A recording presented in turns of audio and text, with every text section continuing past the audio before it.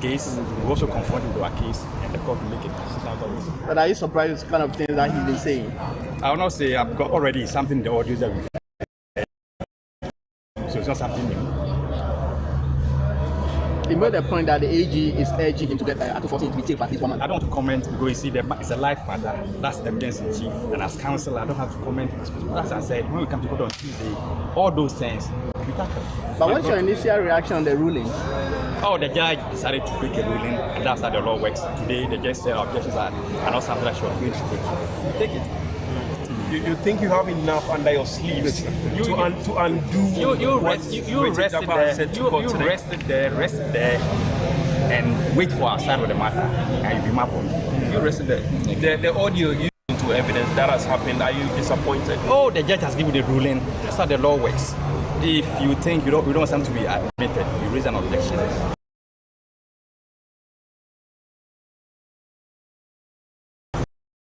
The duty of the judge to take a pronouncement of such objections. You didn't want it because you felt it wouldn't do well for your case. Then how bad or damaging is this admission of the audio to your case? Not at all, because this audio is something that you have heard, isn't it? Having to heard it, you've heard it. So what is doing it? By job of procedure. So in terms of the content, we are not minded by that because it's something that is in the public domain.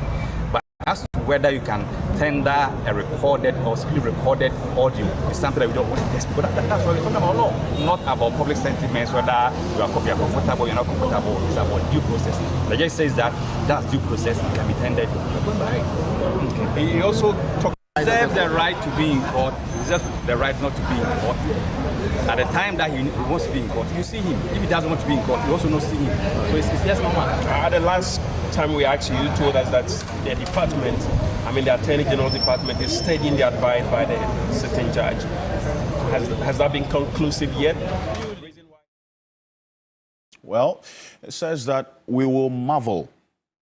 That's the Deputy Attorney General, Alfred Ocansey, that next week, and the coming days, when the prosecution also has a chance to cross-examine Richard Jakpa, they have their arsenals up their sleeves. We will marvel at what they would also put out. But in the meantime, what we do know is that the High Court here in Accra has overruled the state prosecutor's objection against the admissibility of that audio recording of the conversation between Richard Jakpa and the Attorney General, Godfrey Yeboah-Dame. The tape has been admitted last Thursday into evidence. Presiding Judge Justice Efia-Sewa Sariboche ordered the defense lawyers to file all other disclosures, talking about evidences they want to file in relation to this case by close. Well, I'm sure that all things being in court, that should have been done as of yesterday because that was the deadline that was given. Failing with which they will not be allowed to file any other additional evidences. Now, the prosecution that was led by Mrs. Yvonne Takra Obobisa, Director of Public Prosecution, objected to the tendering of the audio after it was played in open court. Yes. But you recall, prior to this moment, the judge had indicated that he had listened to this audio 10 times. Now, question is, how would this audio that has been admitted into evidence now impact on the path that this case will take going forward? We are the true and certified copies of court proceedings. We have it this morning. And some detail in there has already generated some disquiet. And the shock in terms of the reactions from many of you. We will get into it this morning here on The Key Point, together with a number of lawyers who will be joining me this morning, because there's that position as well that, okay, let's just wait to see what the cross-examination of Richard Jakpa by the prosecutors would also play out. But there's a fundamental issue there that we will get into this morning. So stay with us. Also, the government of Ghana has reached a memorandum of understanding with official creditor committee that's regarding the debt treatment agreed upon in January 2024. Ghana's OCC is co-chaired, as we do know, by China and France, both of which played important roles in this achievement. Now the responsibility is that we'll have to now travel to all the other countries to put this MOU before them. But this MOU essentially formalizes the agreement in principle, reached with official creditors in January, and marks a crucial step towards Ghana's restoration of the long-term debt sustainability. But you see, the financial terms of this agreement, from what we understand, remain unchanged and provide some debt servicing relief during this fund-supported program period. Question is, the financial resources that this MOU has allowed to be directed to critical areas such as infrastructure, health, and education, will that really be done? If the finance ministry has indicated they're going to present a plan to cabinet as to how this money that is going to be made available to us, what it should be used for. Because we are in an election year, we know how sometimes we get to be fiscally indisciplined in election years in this country. But we requested for the details of this MOU. We understand that aspects of it, there's some non-disclosure agreements that are being signed. So there are some aspects of this agreement we will never get to know as a people. But we would have a discussion on what we know this morning. On the new Patriotic Party's 2024 parliamentary candidate for Menfi East constituency, Ernest Frimpong, has been released by the Takwa Police Command in the Western Region after he was arrested by the Takwa Police on Wednesday evening. They took a statement from him regarding this video that you're seeing on the screen that has gone viral. The candidate was arrested following the circulation of this video in which he appeared to urge minors to retaliate against the police and the military who attempt to extort money from them. He denied these allegations, but the video in there tells it all. There's been further calls for the Western Regional Minister to also be called to book to answer some questions. In fact, the military has issued a statement on this video, even though that statement lacked some specificity, as in specifically addressing this parliamentary candidate. We would expand the tentacles of that particular conversation to bother on a fight against illegal mining and then also whether there's been that political commitment, even going into 2024, the pronouncements of the leading candidates in the fight against illegal mining in this country. And you know why this is important? The drop in cocoa production in this country, which is going to cause us to lose money. According to Cocoa Board, one of the reasons for this drop in production is illegal mining. Galamsey, smuggling and other things, but Galamsey is in there. So it's not only robbing us of the potable water and the forest cover in this country, but also revenue, because cocoa has been directly affected. That's why we should all be serious about this. We'll have a conversation this morning here on The Key Point. And there's been proposals for the president to pay tax on his salary and also the capping of the members of parliament to 277, a few other proposals by a Constitutional Review Consultative Committee. So stay with us this morning. There's a lot on the table and a lot to chew on here on The Key Point. As always, you're an integral part of the conversation. We'll be back shortly after this quick break. My guests will join me in the studio. We would have a conversation together with you. Stay with us.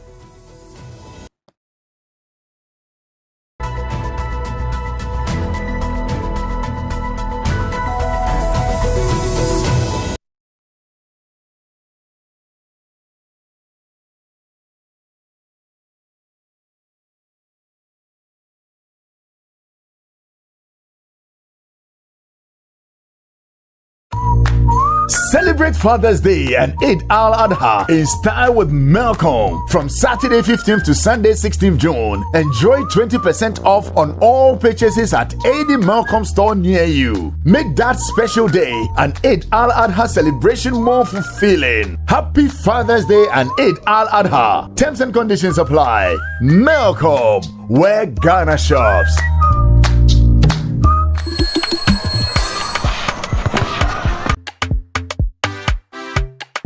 Good afternoon, Auntie. After darling. One chilled bottle of Nero Orange, please.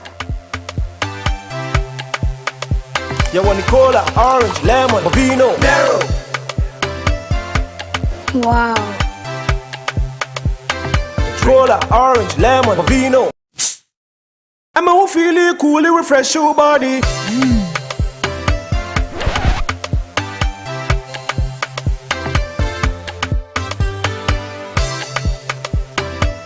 Nero Cola, orange, lemon, and Bovino, new non-alcoholic flavored drinks from Nero Beverages. This advert is FDA approved. Now is an opportune moment for investors to consider the remarkable investment opportunity presented by the Floria Residence, the pinnacle of luxury living in Cantonment. Offering a range of options from executive studios to lavish penthouses, including 1-bedroom, 2-bedroom, and 3-bedroom apartments. Amenities and services includes round-the-clock security services, dedicated play areas, a bustling commercial zone, state-of-the-art fitness facilities and gym, a well-appointed conference room, an elegant rooftop sky bar, and a breathtaking rooftop infinity swimming pool. Additionally, residents benefit from the convenience of a secured 3-floor underground car park, while those residing in the ocean view penthouses enjoy unparalleled vistas. We are located opposite the Laboni Palace Mall, Accra. Contact us on 0595700008.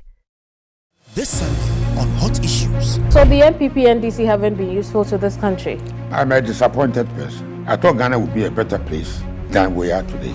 When we vote for parliamentarians and president, we are voting for them to run Ghana for our benefit, not for their benefit. How would you describe politics today? It's just to make money. Some human beings are born evil. You can't stop them. But they were born like that. In this country, we should be careful. I keep on saying we should be careful. There's another world that doesn't get up. Hot Issues shows Sundays at 2 p.m. on TV3. TV3, first in news. Calling all vendors, parents, guardians, expectant mothers and fathers, the 3FM Baby Fair is back. 3FM 92.7 presents the 3FM Baby Fair 2024. Your one-stop shop for all childcare products, clothes, toys and child development products for 3 exciting days on Friday the 14th, Saturday the 15th and Sunday the 16th of June 2024 at the Marina Mall, Airport City, Accra. Parents, make it a family affair at the 3FM Baby Fair with fun photo booths for family shoots, kids arena for the kids to have fun and so much excitement. 3FM Baby Fair on the 14th June, 15th June and 16th June 2024 at Marina Mall, Airport City, Accra. 3FM Baby Fair is proudly sponsored by First Bank Ghana, Cousins Baby and Fidelity Bank, and supported by TV3 and Marina Mall. 3FM 92.7, your urban lifestyle radio.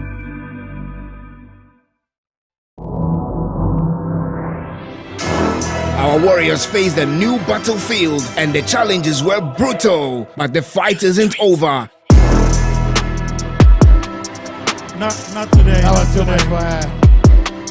This Friday, they return hungrier, stronger, and ready to push their limits even further.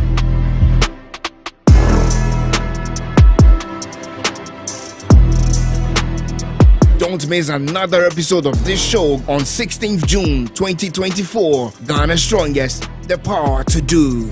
21! Let's go, let's go, let's go. More energy. 22! Catch Ghana's Strongest this Sunday only on TV3. Brought to you by Deluxy Acrylic Paint, Kivo Foods, Drugnet. We've got many dreams and aspirations as women, but I want to remind you this week on Today's Woman that not all women wear beautiful pearls and fancy shoes to the offices. Some actually wear dog tags and combat boots? When I go to school, you know, when the boys are playing, the students when they are playing, right. I do play with them because that's exactly what I do at home. That's where the interest started. Okay. This week on Today's Woman, my guest is Mercy Tego Kwaku. Does that ring a bell? Black Queens football. She's been a footballer with the Black Queens. She's been a referee, she's been a coach. And finally, she is DO3 with the Ghana Fire Service. Mercy. 1, okay. 2, 3. How I wish I was a footballer. Today's Woman with Cookie T shows Saturdays at 3 p.m. on TV3. Brought to you by Vlisco.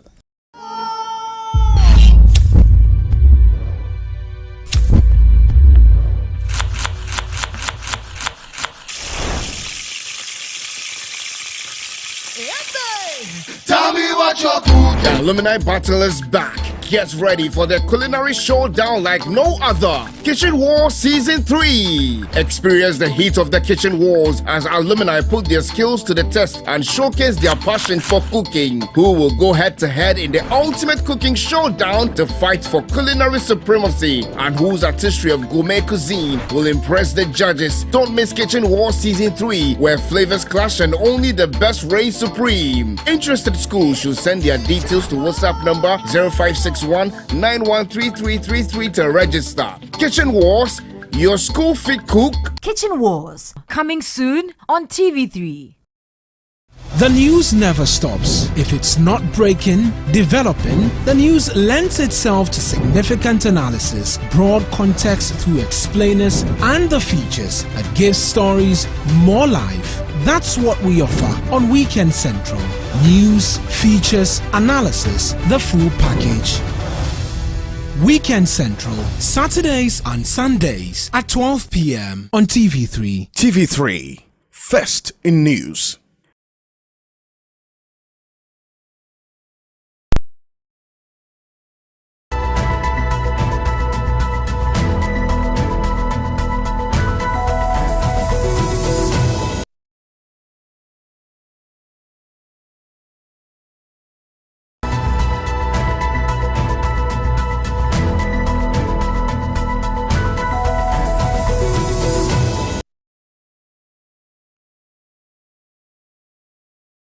Welcome back to The Key Point here on TV3. We're live on 3FM 92.7.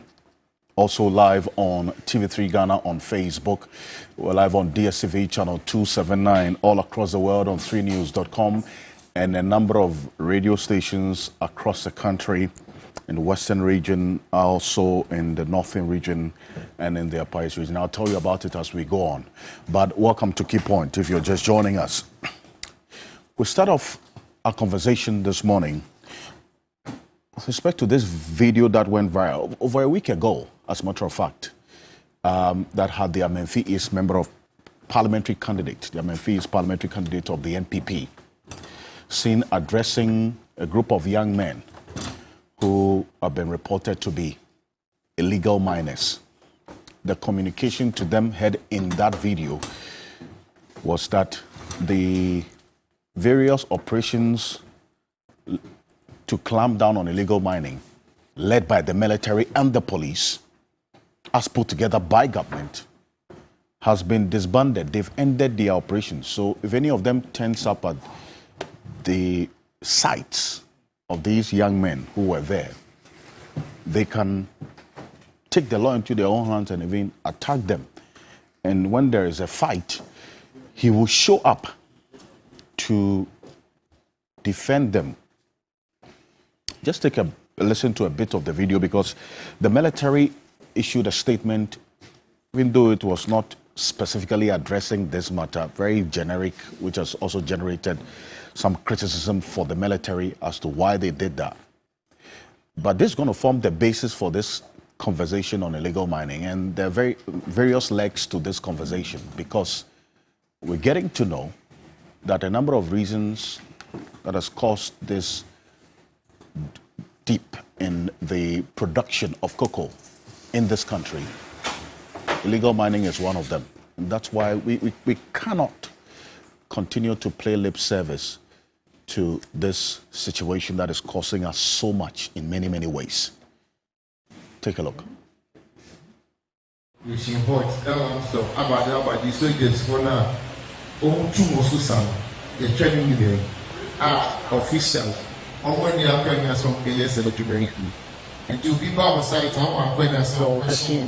Operation Halt, Galamsey, and the other task forces who have been harassing you, officially, they don't have the powers anymore. So, if any of them come to your side, you have the right to question them. So about patrol, and yet patrol now soldiers need security services here, all one.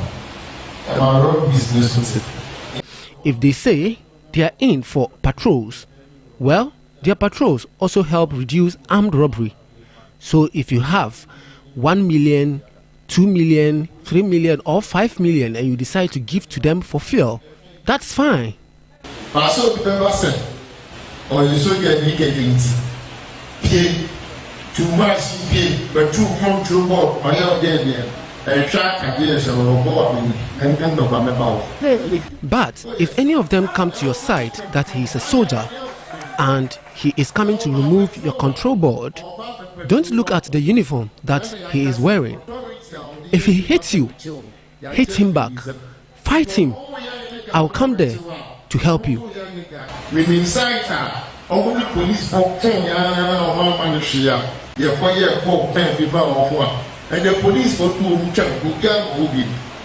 I know a site that they fought with the police and they didn't give them anything.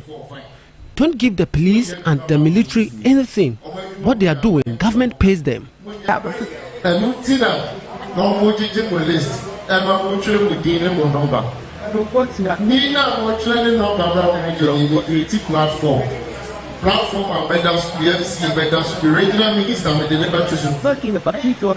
are creating a WhatsApp platform. That is why I am taking your numbers. I will be on it.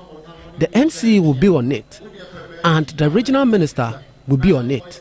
So if any of these officers come to your site, just do a voice note and put it on the platform.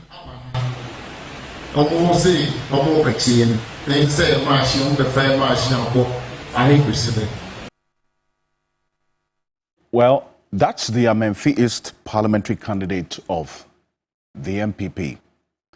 And other aspects of this audio is quite chilling, to say the least, but this is the core.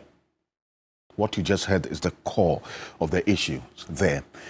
And that triggered a response from the military, I should say, even though the statement from the military did not specifically mention this particular video. It talked about a video that has gone viral.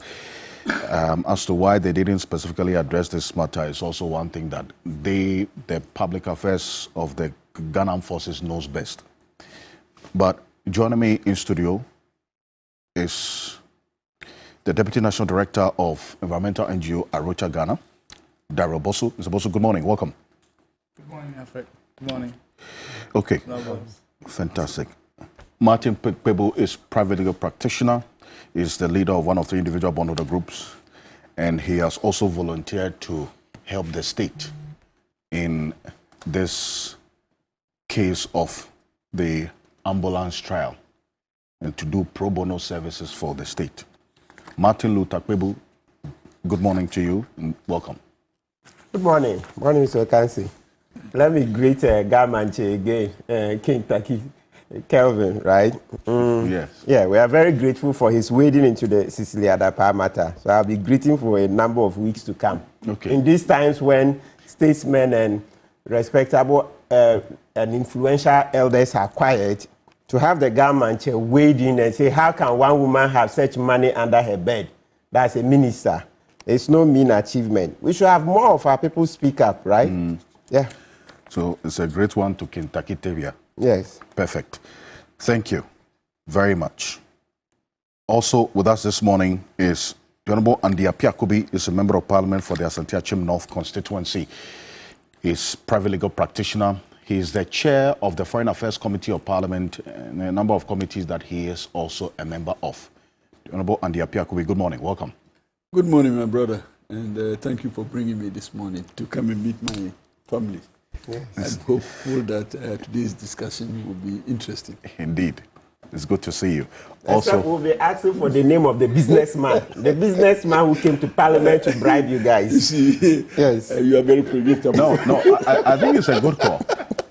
Someday you would have to tell us. Yes. I mean, yeah. But Martin, very predictable. You have to tell us. That's what I want. Yes, let's welcome also Professor Ransford Jampo. He's a professor of political science at the University of Ghana, Legon. He's an internationally acclaimed governance expert. He's written widely on a number of issues bothering on the governance of this country and beyond, one of which we'll talk about this morning. Professor Ransford Jampo, good morning. Welcome. Morning. They say PhD or Dutch passport. So which one would you have gone for? It's symptomatic of a failed state where your citizens, the nation builders, young people who are supposed to be helping to build the nation, are choosing the passport of other countries, and they are priding themselves in going to be cleaning toilets over PhD. We should bow down our heads in shame. This is not the Ghana that Kwame Nkrumah envisaged.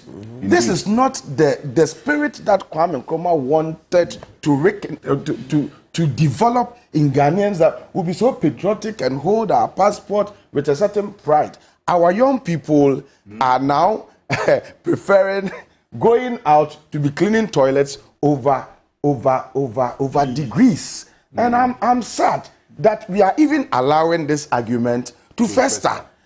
You cannot blame them. I mean, you think that if they have something better doing in Ghana, they would choose to clean toilets and pride themselves in. Is it that the toilets of Ghana smells bad than the toilets of Netherlands? I don't understand. But let me tell them that, you see, it's a matter of choice. Some of us, we schooled in these places. We had the opportunity to teach there. Even up till now, we've gotten invitations to be there, and we said no. And let me tell them that they do all. Some of us, we don't like the lifestyle that they live there. You do all your work, you get all the money, you use it to pay all the bills. When they come to Ghana, they are not able to stay for more than a week. When they are leaving, they are broke. They come and beg us. We are the ones who give them money to go back so that they will go and work and bring it back. We don't like the standard of living, their lifestyle there. We prefer to be here and to contribute our quota to national development. But the point I'm trying to make is that, you see, we have failed as a nation.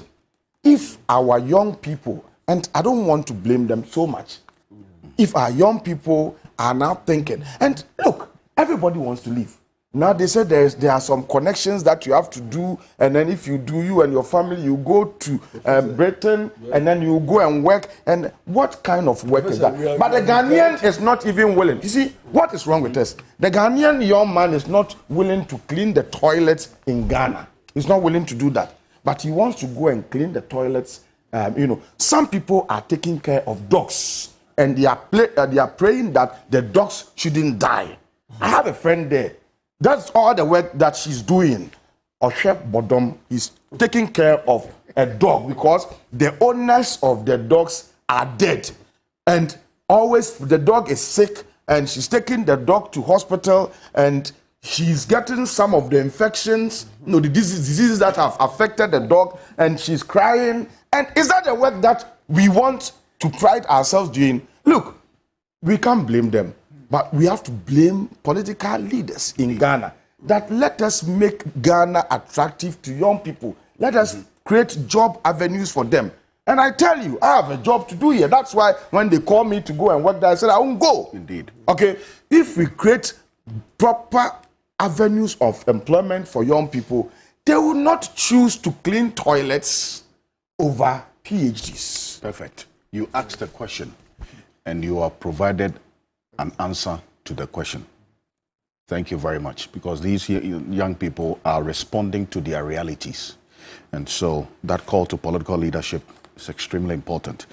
But that leads up to that the call must be to all Ghanaians, not political leadership only. Anyway, yes, I agree to some extent.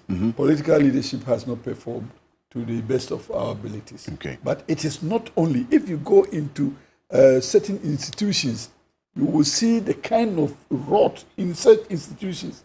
Don't let us be competent or be complacent with directing our attack on political leadership only. Okay, well, that's a fair point, but everything rises and falls on leadership. So when leadership fails, but when you it trickles down to everything. Institutional leadership. Go there. It's all right. This evening, go to Kotoka and see. Everybody is going. Indeed. If we are dissipating our human resource. Everybody wants to go. And the last time I was talking to my students, trying to tell them that, look, when you finish school, try and stay. And I was trying to advise. The more I was advising, the more they were just laughing. And I had to stop and laugh too. Realize that everybody is going. The message and is not it should be a matter of concern to the political leadership of Ghana. How do we work hard to attract or to retain the people that we are giving education to, so that they stay here to become our nation builders? They are going to help develop the country, develop other people's country. And so at the end of the day, I mean, nobody in America is interested in relocating here. Nobody in UK is really interested in relocating here. But people, in fact, able-bodied men and women, people who are working. Okay, let me tell you of a story. You see, just a story. There was somebody who was looking for a job very, very, very, very seriously. And then even the job was not coming. Then eventually he heard about this opportunity that, look, I can travel outside. If you pay some monies to some people, they will give you employment somewhere, and then you'll be able to even relocate your entire family. Later, I got him a job, a well-paying job. Then I presented opportunities. Look, I still must go on minus say. That's what it's so on minus say. So I said, they were going to pay. I said, no, minus there is no hope. I'm not sure that I can continue to be in employment for long and to be able to take care of my family. So let me go and do menial jobs. But the menial jobs, the young people are not willing to even do it here. Indeed. It is sad. It is indeed. And it's a reality check this morning that we are on. Thank you so much for bringing this in. And that leads us into another related issue that we're talking about. And you have a lot of young people as well now into illegal mining because they'll see that as an alternative. And in fact, for your constituency, you have illegal miners in there. So there is no one illegal miner in my constituency. Some persons who have attempted. If you know of one, tell me. He will not be there tomorrow. There is no one. I'm challenging you. You call my constituents and find out if there is any illegal miner in my constituency. Yes, Nana Kwakusapon is solidly behind me in this fight. And it is on an occasion when somebody attempted, it is him that called me and said that this person is here. I hear he's doing. I went there and I saw him and I drove him away.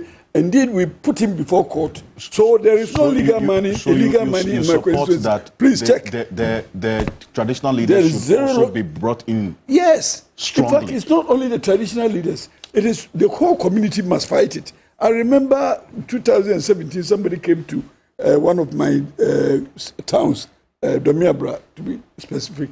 The chief called me. Nana called me and said that the people are coming to the same night. With me and the boys, we drove them away. We impounded their vehicle and said, I called the police to come and pick them up. And the next morning, they were out of this. As far as I'm concerned, I made a complaint to the police. They helped us to retrieve all the items they had brought there, and they left the place and they have not returned. You can do a check on this. And I'm telling you, until probably I leave the scene, there will be zero tolerance for illegal money in my constituency. And you can check up. Apart from the Fulani issue, this was the fight that I waged. And you can the fight against illegal mining. There won't be. Yeah, you are winning the fight in your constituency. It depends on the leadership and personal. I'm leading the charge. It won't be. If you like, come. Tomorrow you will leave. It won't be. Because, and come and check our waters. Very clean. Yes, just 3 days ago I was there. Asante Achim, Asante Achim, you come and see it. Or you can call somebody right there and find out. And this stream that I make reference to, the chief called me. Now it is clean. You can check. There is a contractor on the road. You can even call him and find out. And I went to, I went to supervise the work on the road, and I was so proud that the water was very clean. Okay, but why are you not fostering this attitude among the top political leaders? It is an example that you can. That's why I was coming. It's an example that you can. Asante Achim has presented us with. Yes, and I'm challenging you. Come and see the solution to what we are faced with. It's a communal problem. Leadership, committed political leadership. Look at that. To deal with this. This is another part of the Ashanti region, by the way. Now, certainly, you're saying. Now, you also have the traditional leadership supporting political leadership. Yes. And it is because you have the political will to do this. And that's why when you hear that they've showed up in your constituency, you go there at night and go and drive them away. Yes. And then you have the security also supporting you. Yes, security. So when you see a parliamentary candidate, somebody who wants to be in your shoes as a member of parliament, make statements like this, it goes directly to also bother on the failed political leadership in this fight against illegal mining. How does that strike you? What you heard? That is where I disagree with you. I have told you that in my constituency it doesn't happen. Okay. But when you give a blanket statement like political leadership, you will drop all of us into it. It will not happen in my constituency. I'm saying that I don't have the capacity or even the mandate to go into the next constituency. Nobody can talk about political leadership. You see, you are an outlier. You are the exception. We don't use the exception to prove any rule. Prof, let me learn. We'll praise on an occasion, when I had a report that some people had gone to one of the rivers that give us water in the adjoining constituency, I went there with my police commanders and the police personnel. The people, they ran into the village. But the next morning, somebody called and said, but this is not a Asante, why you come here? Okay. I said, look, it's the same water that is harvested at the pumping station for our collective use. So I have a right to make sure that it is clean. You understand? So I'm just saying that Asante Achinov is an example that you can copy. And I'm inviting people to come and see that. It is not a leadership problem, or is it a fight for leadership only? It's a fight for the whole community. And you need to mobilize the people to go there. In fact, if anything of the sort happens, they will call me. The boys there will call me, and by the time I get there, they themselves will be mobilized for action. So this one will not happen in my constituency. I mean, you have to take me away before this one can happen. And I'm sure that Nananum are also supporting me. On occasion, Nana even blamed me that they said that somebody had come there, he's putting up some structures, he says he's coming into illegal mining, and I have allowed them to. The buildings, the wooden structures they put up, they are still there, redundant. They will not come into it. So why do you think that this kind of success that you have talked in your constituency is not replicated across the country? That's where the problem is. And that's why I refer you to a statement like this from someone. That's why I'm asking you. It's not necessarily about putting you all together. You have given us a very good example. But why is it not seen across the country? Well, when you see me talking like this, there was a time that somebody came to my house. And I'm told that they had told him that I am stubborn and that I am the difficult person and that I will not allow they should come to me, brought money. I said, my friend, I don't want to see you here in the next 5 minutes. I see. Because it will not happen. So even if I take your money, it won't happen.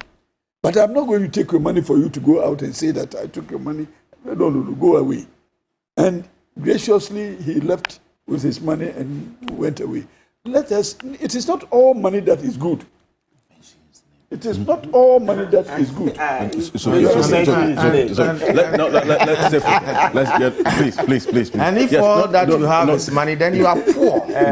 no, please conclude. And I will mention it. Conclude. You see, my friends are hustling me. Conclude. Yes. It's not all money that is good. It's not all money. Conclude.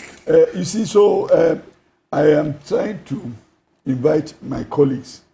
And again, if I want to situate it on promises during campaign, there are certain things you can't do. If you promise, you cannot deliver. So don't be overzealous and be promising your constituents the things that you cannot even do. That they should fight people. You will want to encourage people to fight the military, to fight the police. That is so irresponsible. So irresponsible. Because you're leading them into carnage. When you confront the police, they are trained to devour every enemy before them. The military. They are trained to devour every enemy before them. They are not trained to protect life and property. It is the police that are trained to protect life and property. So if you become reckless and you say that you want to confront the military, he sees you as the enemy before him. Who appointed him? He's a very ignorant appointee. No, he was elected. He's a parliamentary candidate. Yes, but you see, please don't vote for him. He's very inexperienced. And you see, don't vote for him. Look, he is very inexperienced. And is the regional minister who must be taken on. Okay, because he was there cheering him on. But he is very inexperienced. Let us educate him and let him understand that it is not everything that you can do even as a political leader. Right. And let us not also encourage people into criminality, because when they are there, criminal action is action in persona. It is his own action. You will be saying behind, maybe they may even not find you. So be careful as what you do and make sure that you, even as a political leader, you are always very lawful so that you don't get people into trouble. And the promises, in fact, in my constituency, there's somebody who is promising that he wanted to construct a road. It is the MP and the MC who will not allow him to construct the road. You cannot construct any road because you don't have the capacity to do it. And if you want to do it, if you have the money, I will just even encourage you to do it. But you can't do it. That is the point. All right. So the promises that we deliver as politicians, sometimes they are absurd. You can't do it. Okay. And it comes from inexperienced politicians. Anyway, well, thank you. And that mention has been made of an experienced politician behind him, who's the Western Regional Minister as well. So it's an issue that we'll talk about. Now, but let me welcome the Honorable Nelson Roxon Dafiame, who is Member of Parliament for the South Dike constituency. Is a private legal practitioner as well, and also a member of the Public Accounts Committee and a number of committees in Parliament. Nelson Roxon Dafiame, good morning. Thank you, my brother. And good morning to Prof, who is heckling me. I haven't had enough money from legal fees for some time. I see. Because if you want to properly do parliamentary work and make a mark and be effective advocate in the courts, you have to. You won't succeed. Okay. They are like mistresses. You have to choose. You can't satisfy both. They're all jealous mistresses. Okay, thank you. And my brother Apia Kubi, today you have to name the person. Today, the last time you refused to name. Today we'll compel you to name. As for today, we'll come back to that matter. The businessman who came to influence parliamentarians. Today, another person has come to you in respect of Galamsey. You will name him. Okay. Well, and then of course my senior Martin and my brother. Gentlemen, let's stay on a good path. Persuasive. Okay. Indeed, it is. He must name the person. That is not to say. He's always being approached. Why? As for this of course, that name somehow. No, you are too approachable in controversial matters. Thank you. Of course, I want to be approachable because how come I will not? People are dangling the carrot. Let them continue to dangle. No, you must name the people who are dangling the carrot. Let's make progress. I agree.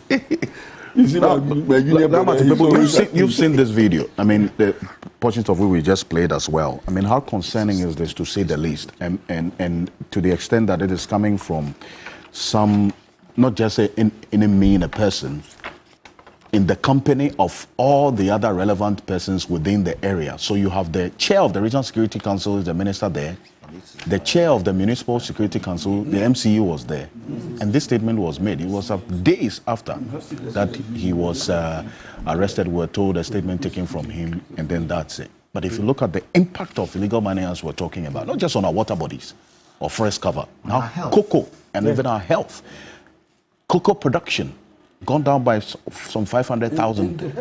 It's a serious issue that we are even dealing with now. In fact, almost 1 million tons gone down as a result, partly as a result of illegal mining, because you have either cocoa farmers selling their trees, their farmlands, I beg your pardon, to illegal miners, or illegal miners forcefully taking over the farms of these persons as well.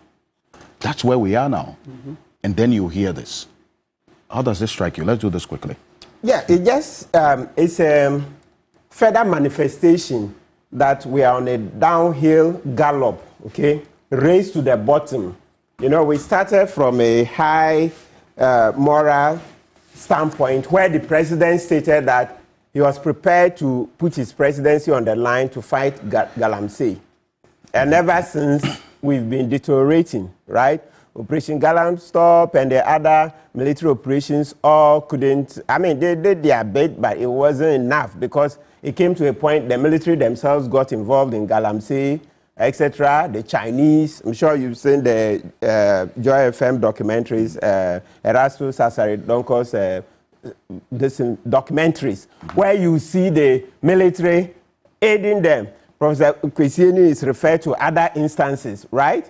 So this is something that it's not surprising because, like we say, a fish rots from the head. So where the president himself initially gung-ho, oh, I'm prepared to put my presidency on the line. And then it just turns out that it's just words. He was just saying some words to cajole us. And so from there, he never had the necessary commitment to keep the fight on, right? So as I've mentioned... Leadership is not about speech making. Thank you. Oh, it's not all about great speech Thank making. you. Grandstanding. Excellent. So sloganeering. Thank you. That's the word. Yes, that's our favorite word. Sloganeering, grandstanding, like the Americans would say, right? So much grandstanding, so much pomp and pageantry, but it turns out that President Kufuor had no inner strength, no inner will, no commitment, and so he couldn't fight well. Just saying the military should go, there's an Operation Galamsey stop, it's not enough. Even before it, there was the other one. It's not enough. Yes, they had to be proper. Halt 1 and 2. Thank you. Operation Halt 1 and 2. So you have to lead them. The military, they are humans. They take incentives. So if you are leading and you are not leading well, the Galamsey people will lead them. So you see the Galamsey people started compromising them. Then comes in, Professor Frimpong Boateng. He also helped, and eventually they tried to ensnare him in this whole Galamsey thing. You remember our 500 missing excavators? And you think we've forgotten about that story? No? I'm sure Honorable Dafia Mekpo, January next year, yeah, we'll be petitioning you guys. Let's go back into the 500 missing excavators, right? No. And now he doesn't have power. It's obvious they will win. So when they do Parliament, I suppose. Yes. And I agree with Apia Kubi that we can petition. Oh, Parliament. We even call on the Minister for Lands and Forestry. Yes. To come and account for the excavators because it became a topical national matter. We are here to hear what has been. I think barely 6 months to an election. I already have a petition in fact, before the Parliament. Is not 6, it's 4 months. 4. Oh, no, 5.5. No, to 7 no, It's 5.5. It's not 4. It's 5.5. Nothing happens in November. No, I mean the election day. Yes, but okay, so we have July, August, September, October. Yeah, I get it. So 4. Okay. So very good. So currently we have a petition before Parliament that they should investigate Godfrey Dame and Mamiti Wadu Dankwa over the Cecilia Dapa matter. Okay. And that's how come I say Galamsey wading in gives us an impetus. Yeah. So I think 4 months to an election on practical grounds, I want to see the Cecilia Dapa, Mamiti Wadu, Godfrey Dame investigations through. Then we'll reserve the other ones for the next. Advise you, Martin. There are various committees of Parliament. So if you petition Parliament and it is referred to Constitution and Legal, that doesn't stop you from petitioning Parliament in the issue of excavators or let's look at the, so that it will be referred to the committee. Okay, but I think that energy. I think the fundamental issue is if the petition die with the life of the Parliament. Obviously, the life of the petition. No. It should not. The life of a parliament will even the petition will end. Everything in parliament will end on the day. And it's a bill that no. petition. Yes, I see. So everything must be done in the life of that parliament. So we must ask for expedition. I think dispatch. Even bills will not survive. Okay. So once parliament goes, it goes with everything. So we come back, but that doesn't mean that you cannot resurrect that which passed parliament. So you can resurrect it in the new parliament. So at least you can start it and let us build the block. Okay. But you know, I'm quickly reminded about the case Manasseh presented, the petition speaker Zoom Lion over this sanitation contract. Right. It's been years. Back when promised that the committee, honorable, you guys are aware, it also hasn't come out. The IGP leaked it. It hasn't come out. You see, so, well, but I mean, why not? We will try again, so we can try. Yeah, so I was talking about the fact that you see how everywhere leadership is down, and it all starts from the presidency, because once the president couldn't walk his talk, he didn't lead the military well. Because for crying out loud, the president is the commander-in-chief. So if you say you're doing Operation Halt 1 and 2, Operation Galamsey, Stop, etc. There was Vanguard. Operation Vanguard. Then you are the commander-in-chief. So everything rises and falls with you. You don't lead your men well and the operations are not ultimately successful. What do you expect? Lay citizens will take a cue. Because when Frimpong Boateng brought his report, see how much public support he got. Later on, what did the Attorney General do? They did they whitewash they did a wishy-washy job and said that the information Professor Frimpong Boateng brought was not sufficient. When stations had interviewed Godfrey Dame, and Godfrey Dame Gabi Ochiridako, and Gabi Ochiridako had admitted that yes, he called Frimpong Boateng, but that he wasn't influencing Frimpong Boateng. He only sought to advocate on behalf of his client. So calling Gabi Ochiridako and continue the investigations from there. Yet Godfrey Dame said, oh, there was no evidence that what Frimpong Boateng brought was not sufficient. All the person has to do is to lay a complaint. Then you have to investigate.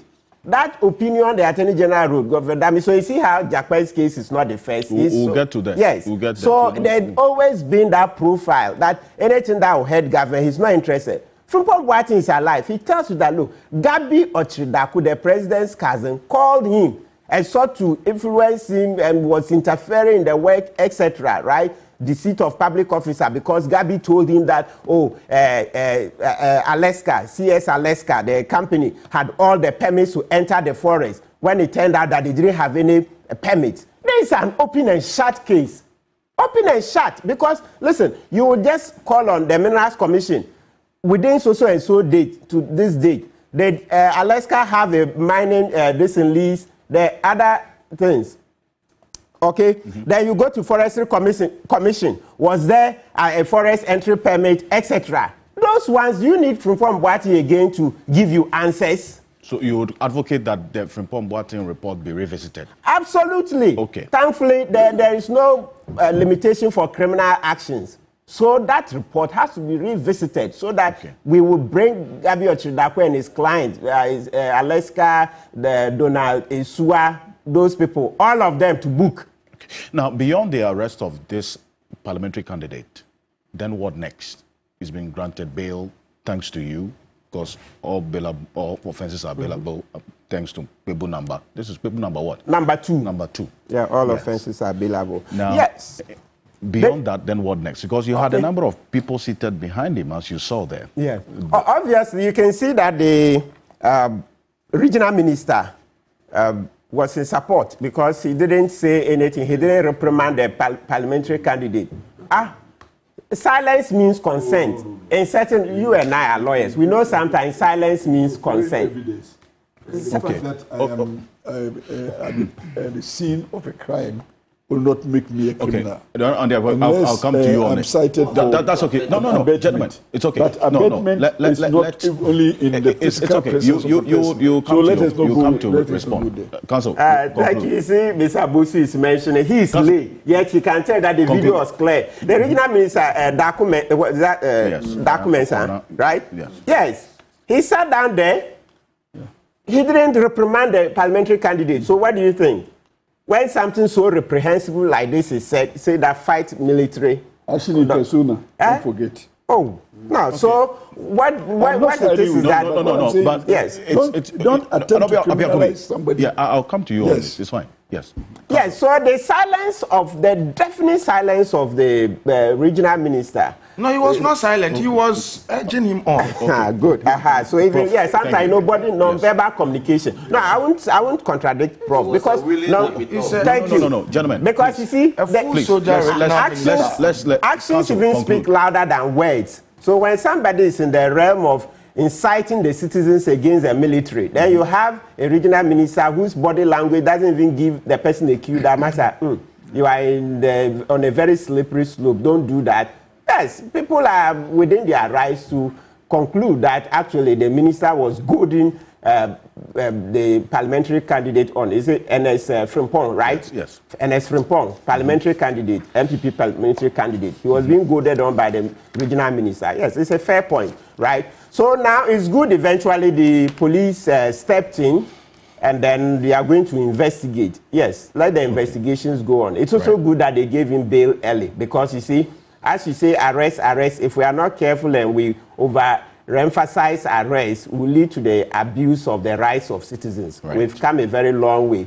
We are very thankful to Chief Justice Georgina Wood, Chief Justice Kwesi Yebua, Sofa Kufu, all of them, Bafu Boni, etc. The panel in the Kwibu #2 case, they saw it and saw that no, the way Ghana is going for it, if they don't deal with this non-bailable offenses, we will retrogress. And don't forget, matters of bail are also matters of governance because you remember, and it's still going on, you'll find a big man who can go and see the police and ask the police to arrest you to teach you a lesson, etc. So when you see bail, don't just think, oh, that's for the courts. No, it strikes at the heart of governance, right? So it's good that he was promptly granted bail because just arresting the person, you can't use the arrest as punishment. And that's how come last week I was not happy that Nakoyo, the NDC parliamentary candidate for Ewutu Senya, is that East or West? The one who was East with Hawa Kumsin.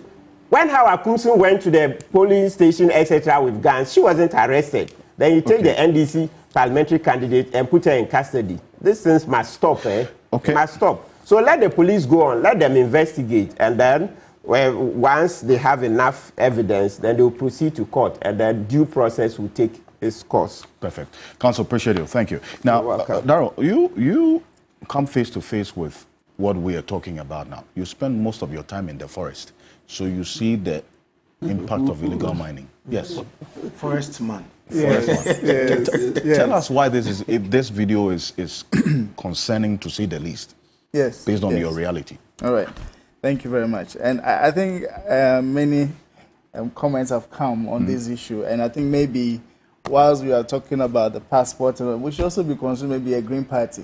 It's about time we start talking about a Green Party to push forward the agenda of the rights and social safeguards that people need to thrive in a socio-economic environment that we are seeking to develop. But I think for me, what I want to say in terms of all that is happening, I've always said that the narrative and the posture of leadership is very key when it comes to matters like these. And for a long time, right from the period of 2015, 2016, and to 2017, the narrative and the posture of our leadership, and when I say leadership, I mean the political leadership that transcends also to all the allied agencies connected to that political leadership, the way they have handled the matters of mining, Galamsey, and the way they have even acted on reports related to these things leaves much to be desired. And that is where you tend to see this kind of impunity. I recall way back 2015, 2016, when these issues of Galamsey was very much rife in the public domain, there were a lot of politicians and leaders who said, these are unemployed youth. Let's leave them to go and also fend for themselves. That narrative has festered, has continued, and escalated from 2017 right up to now. And now we are virtually hanging as a state because we can't deal with it. And now we are going into an election year. You see politicians riding on the same callousness and impunity, pushing citizens to further go into mining activities and destroy the, I would say, the rights of other citizens. But let's not forget that mining is one particular enterprise of endeavor that displaces a lot of other land savers' rights.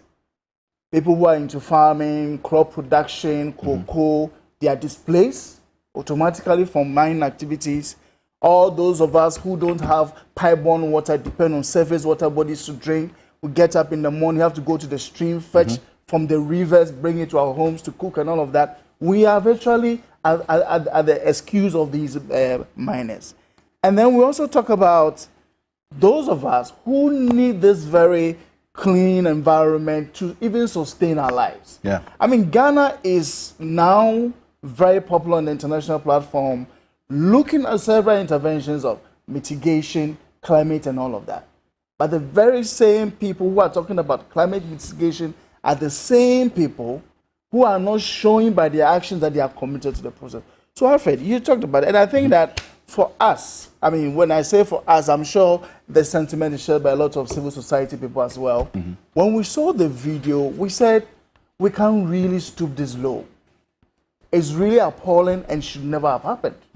I mean, we are at the crossroad where, as a state, we are trying to find the ways and means to deal with the menace of Galamsey. No political party, no political actor has the right to really put our future in jeopardy because of their political aspiration. And I think this must stop now. And I'm happy that the police took action, even though it really took some public, I mean, I would say acrimony, a lot of people talking about it before the police took action.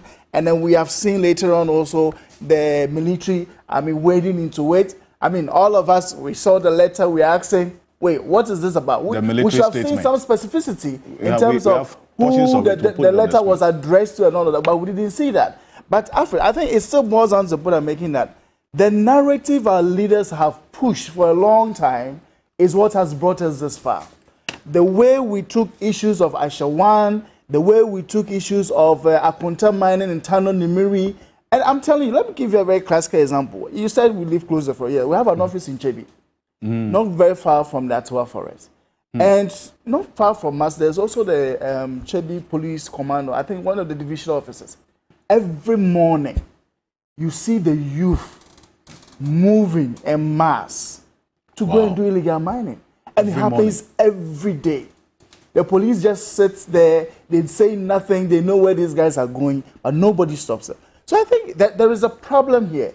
And that posture, so far, has been very detrimental to us really dealing with Galamsey. Until we really take a hold of this situation, with leadership changing the narrative deliberately, we are not going to win this. And you say it's a spectacle every morning. You see young people. Oh yes, you see them going to the forest. The Tua Forest. You see them when they see a car, they just stop, watch you, and then they just continue. And the police is not far. And so I really want to commend Honorable Andy Appiah for that, I would say, the courage and the will, what he's doing in his constituency. This is something very laudable, and we need to see it happen everywhere. And so I think that the leadership narrative is very, very important. If we don't tackle it from there, and the way we react to some of these instances is also something that really will tell the citizens that the state is in support of this action or not. So it's good. I mean, you see how right after some of these insightful statements, we saw some Galamsey operators. I mean, as to whether it's directly connected, you can't really say, but you really have, they can say that they have got some motivation to go ahead and do what they did. Those who attacked the military person and eventually almost ended up wounding him and all of that. I mean, this is something I'd say that the posture has not been supportive of dealing with the menace, and I think we really need to start questioning that. we really need to start dealing with that. And you have a few recommendations. I'll come to you and what can be done going forward, because this is one of the issues that we expect will be topical going into this election, and we should inform people's basis for. I want to recommend that even the Mining and the Minerals and Mining Act, Parliament, we should make sure we amend and give some more power to the chiefs and more presence in the mining negotiations and agreements. And and also mobilize the community in support of attempts to push out illegal mining. In fact, I have seen that community approach is much better than institutional approach, because if all of us in the community are saying we won't allow it, it will not happen. But some chiefs are complicit. Yes, but some those are chiefs, complicit. They will tell you about some. When you mention Etiwa forest, we are doing a case in court trying to protect the Etiwa forest. And some chiefs have been mentioned, etc. Mr. Ocansey, let me quickly chip in that. Look, we are calling on Madam Andokofi. The Chairman Wuntimi case we reported. He's operating in the Tanonimri forest. That's the CID. Yes, CID. Almost 2 years now. But meanwhile, this is another open and shut case. This is a case that even Abu Jinapo, Minister for Lands and Forestry, has said that Chairman Wuntimi, that's Bernard Nchibosiako, had no permit, his company had no permit to enter the forest. The Minerals Commission CEO at the time, assistant in office, Martin Eyisiye, said the same thing. So for a case where you have a sitting minister, and let's analyze it very well. For Abu Jinapo, he's a sitting minister. Chairman Wuntimi is regional chairman of the MPP for Ashanti region, their World Bank. So for Abu Jinapo to be able to make such a statement publicly, let's not joke at all. That must have come at a huge risk, a very huge risk to him. Because subsequently, subsequently I heard there were some threats, etc. So for a minister to put even his job on the line, personal security, etc., and tell us publicly as a nation that Chairman Wuntimi and his company had no, Akonta Mining, had no authorization to enter the Tanonimri forest. So based on that statement, other state institutions should have mandated to act, to protect, that should also take it up from Absolutely. There. So I commend Honorable Abu Jinapo for coming out with that statement. So, but that statement is an invitation. It is not easy for the other state institutions. The Forestry Commission tried it. Yeah, but nobody listened to them. The minister is the head of all those commissions. Minister of Lands and Natural Resources. But he has given his statement that ABCD didn't have this. Yes. And if it's contrary to law, let other institutions take it up from there. Me, the last time I heard a minister complain, there are only two other ones. When Amewu came out to say that the PDS, it was fraudulent, the insurance and stuff were fraudulent. And then Ayoko Butri also going to the passport office and saying that they were, overrun by Guru boys and corruption and bribery. Okay, then Amwakwata. You see, so few. Amwakwata complained about thieves, etc. in his ministry. Except that later on, when Frimpong reported the same matter, then they turned around and dismissed the matter. Right? So you see that there are very few ministers who are able to speak out. So please, Madam Andokofi, you're a lawyer as well. What are you scared of? If they remove you from the office, you can come to court. We go to court. Ask Honorable Dafia Mekpo. That's where we make a living. Thank you. Why do you make yourself so servile? Well, what is difficult about this case? What is rocket science about it? This is an open and shut case. You can earn a living in court. Don't be comfortable in your office. Let me bring in the Honorable Dafia Mekpo here, because you see, beyond whatever complaints that even a minister would make, and just that point that you made about the end result of a statement, a public statement made by the minister, although commendable, yes, but to what end? After that, what has happened in all these instances where ministers of state have come to make public statements? What has been the impact and the results? Obviously, it will get all of us talking. We don't have the prosecutorial powers to do what has to be done right. And that is why the institutions have to take action. But if it ends in just talking and making public statements to the applause of the likes of you, then really there's really nothing to be happy about, because the problem persists. And now we're having people being emboldened to do so. But that's where the challenge is. And in going forward, it's all about the deficit in political leadership and how that can be solved. Honorable. Thank you very much. Good morning once more to my colleagues here, and of course to my constituents in Peki, Bali, Pervetongo. For now, we appear to be insulated. In water? No. The water has subsided a bit, but it's still high in terms of volume in the lake. So, depending on the rainfall this year, we may suffer a similar fate. But we pray that that doesn't happen. Yeah, but that's enough to solve the problem. Oh, you can only pray. This nature. No, you can only pray. And also talking here by asking Yes. bearers. If you go back to Yes, but let me say this. Yes, you are praying that the rainfall doesn't follow the pattern of last year. That is torrential and copious. So that VRA will be put in a situation where they can regulate the flow, so flooding into farmlands and homes upstream doesn't happen this year. Now, leaving the generals to the specifics. Look, if you have a government that came out with a policy for community mining and launched that with a huge fanfare, only for that program to deteriorate into what we call unbridled scoping and degradation of our grey environment. And the government has become so helpless because the participants, most of the about 95% of the key participants of the people who are involved in degrading our grain cover and scoping our raw earth and polluting our water bodies are persons closely affiliated to the ruling party. Then we can appreciate the difficulty that the government has in dealing with this matter.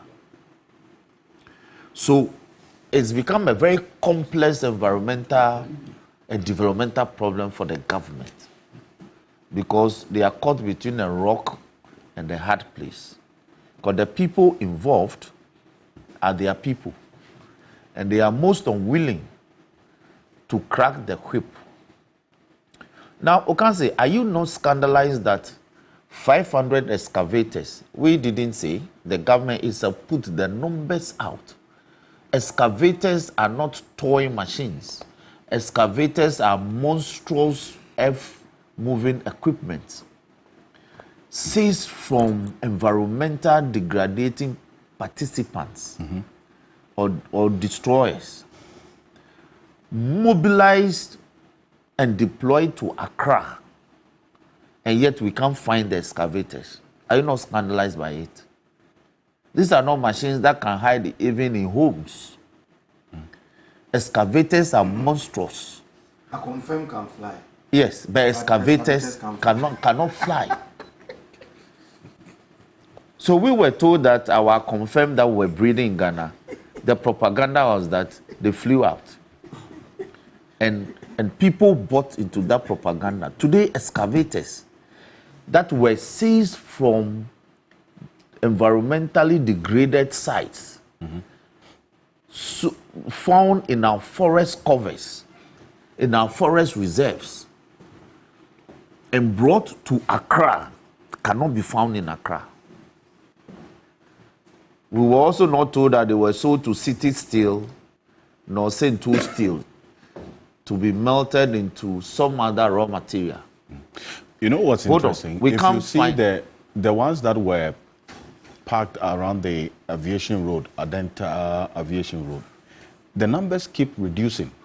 I won't get there.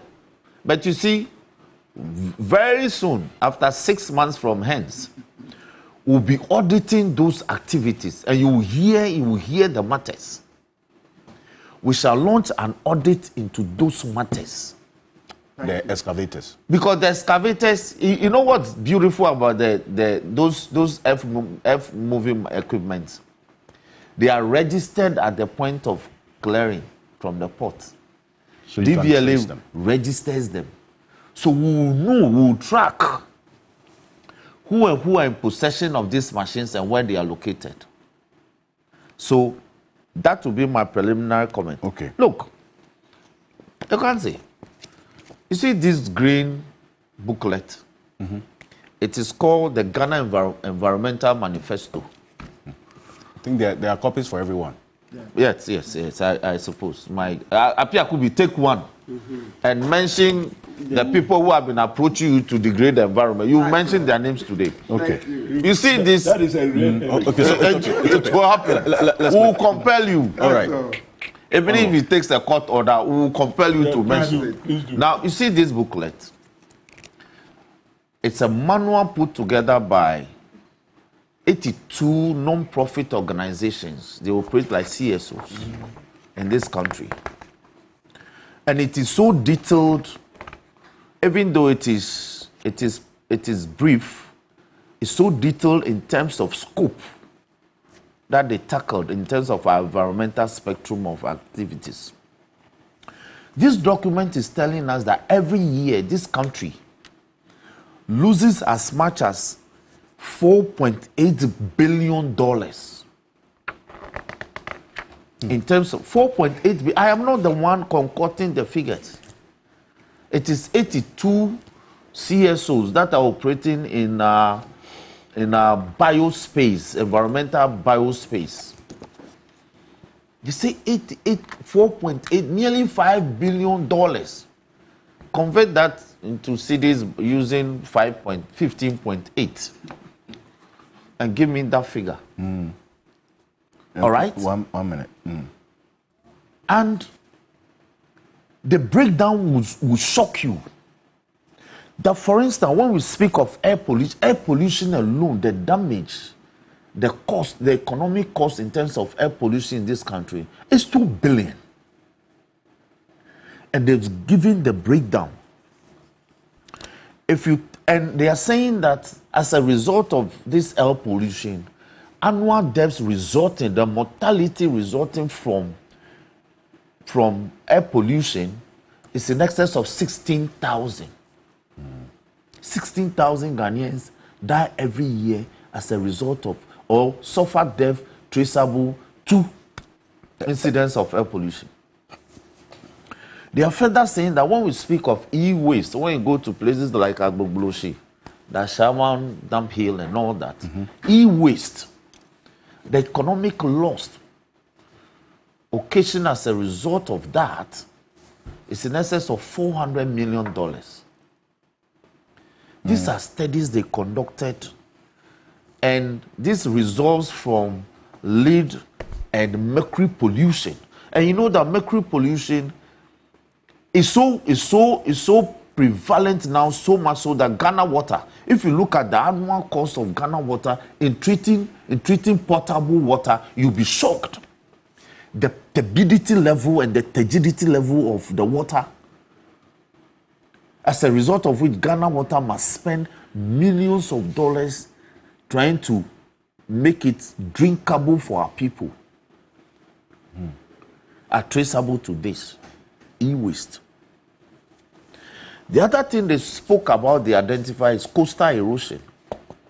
They are telling us that our shoreline is eroding at the rate of 2.7 million meters square every year.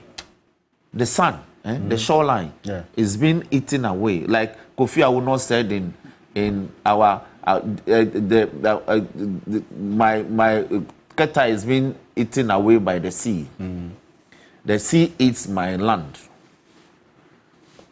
The sea is eroding our coastline. It's so imperceptible that you may not see it, but it's happening. Sure. Because you see, if 5 years ago, the distance between a certain coconut tree standing at the shore and where the water strikes at the shore, or where the what the swash, you know, when the sea waves hit the beach, what travels up is called the swash. What comes back is the backwash. Okay. That line, it keeps reducing. So one day you see that the sea will get to the coconut tree. The stretch of sand between that coconut tree and the shoreline is completely gone. At the rate they've calculated it, is 2.7 million meters square. It's eating away. It means the sea level is rising. And that is why every day my brothers in Anglon, in Keta, and my sister, my auntie in Mamaga Jifago machine, they are crying that the sea is eating our land away. Right. Now, they also speak of the effect on overfishing. Our pelagic fishing is completely gone. And you know what pelagic fishing is? We destroy our fingerlings because of pollution. They speak of climate change. The cost to us is in excess of $55 million in terms of climate change.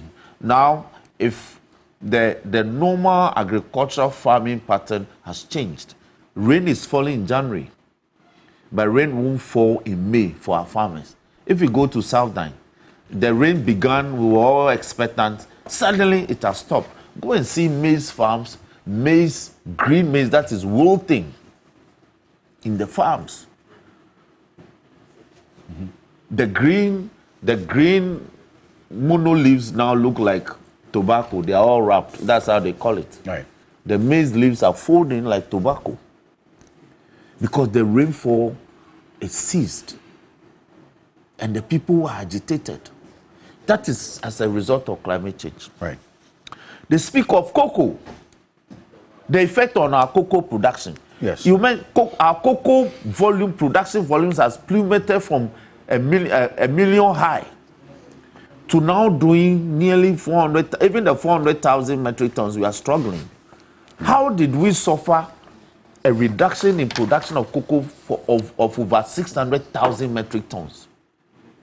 When within the past 5 years, this government has come for $600 million to do what we call pruning, fighting the swollen soil disease, resurveying the farms, irrigating the farms, building warehouses for the storage of beans so that beans are not transported over long distances, expanding cocoa farms, planting new trees. All these programs have failed.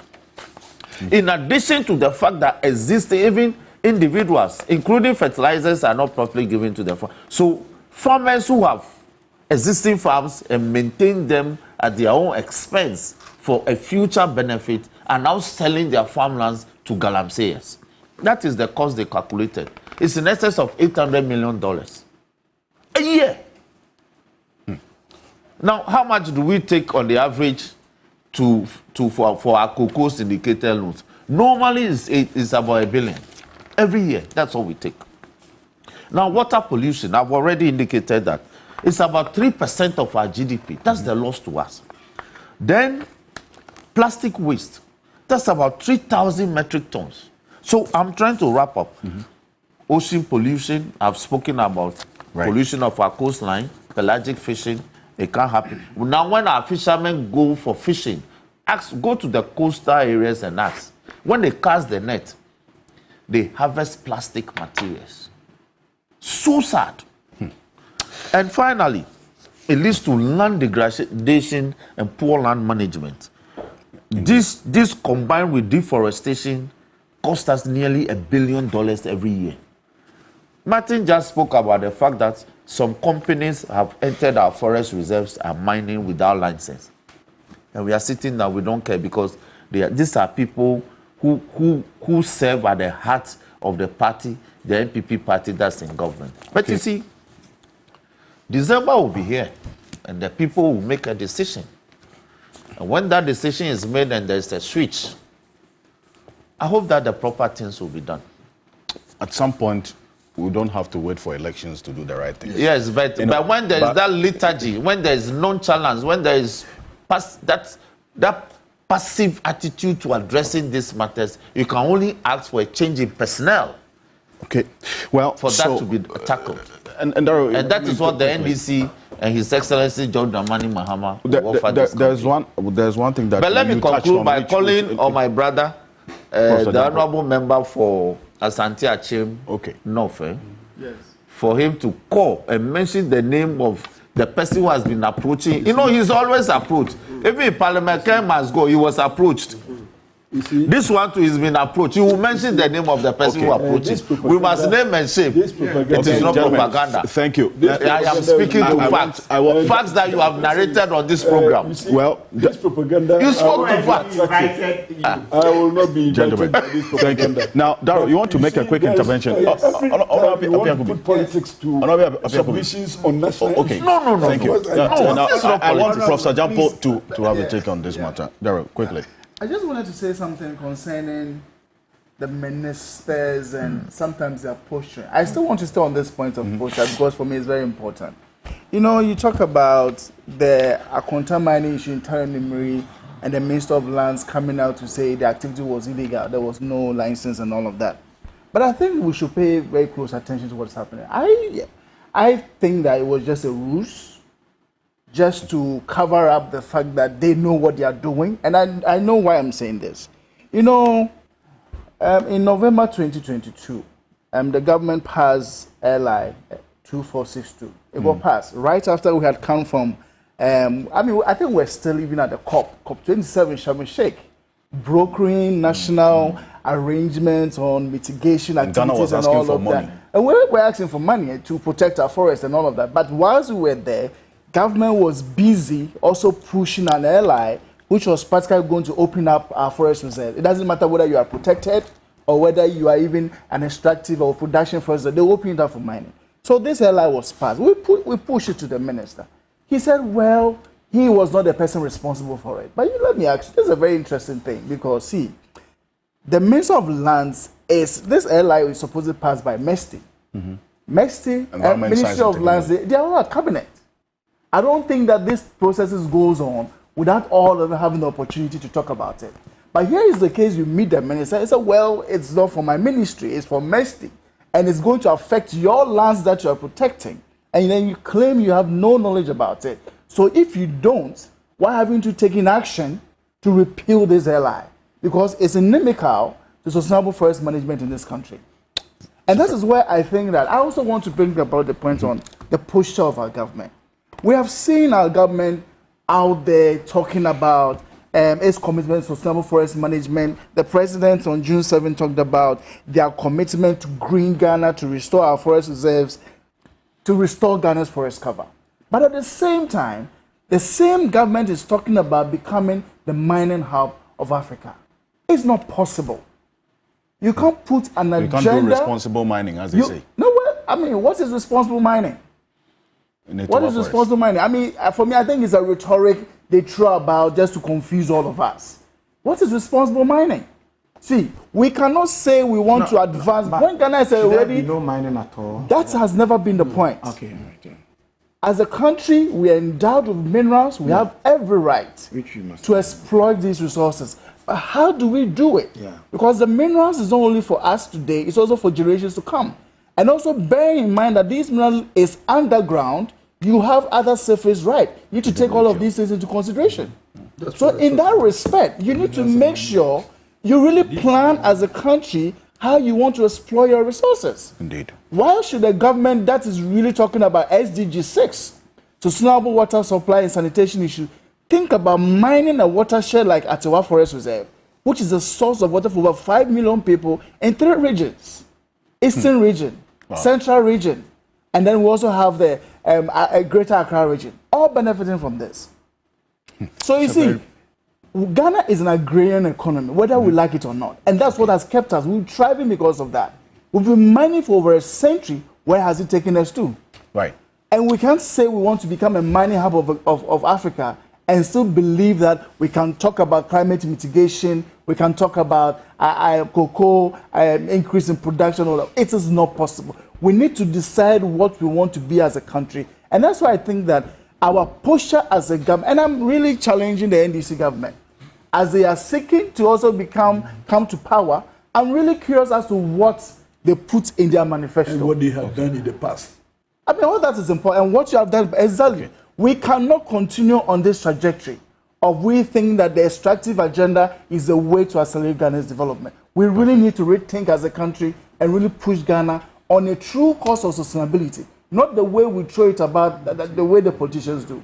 And that's why this environment manifesto that you have shared with us is also extremely important. It gives us a pointer. Professor Jampo, you see, we talk about even all the linkages into this conversation. And I want to end with you on that because of the passion that you have shown in this area, where we even stand the risk of even losing that spot of the world's second largest cocoa producer to Ecuador because of what's happening now to cocoa production as a result of partly illegal mining.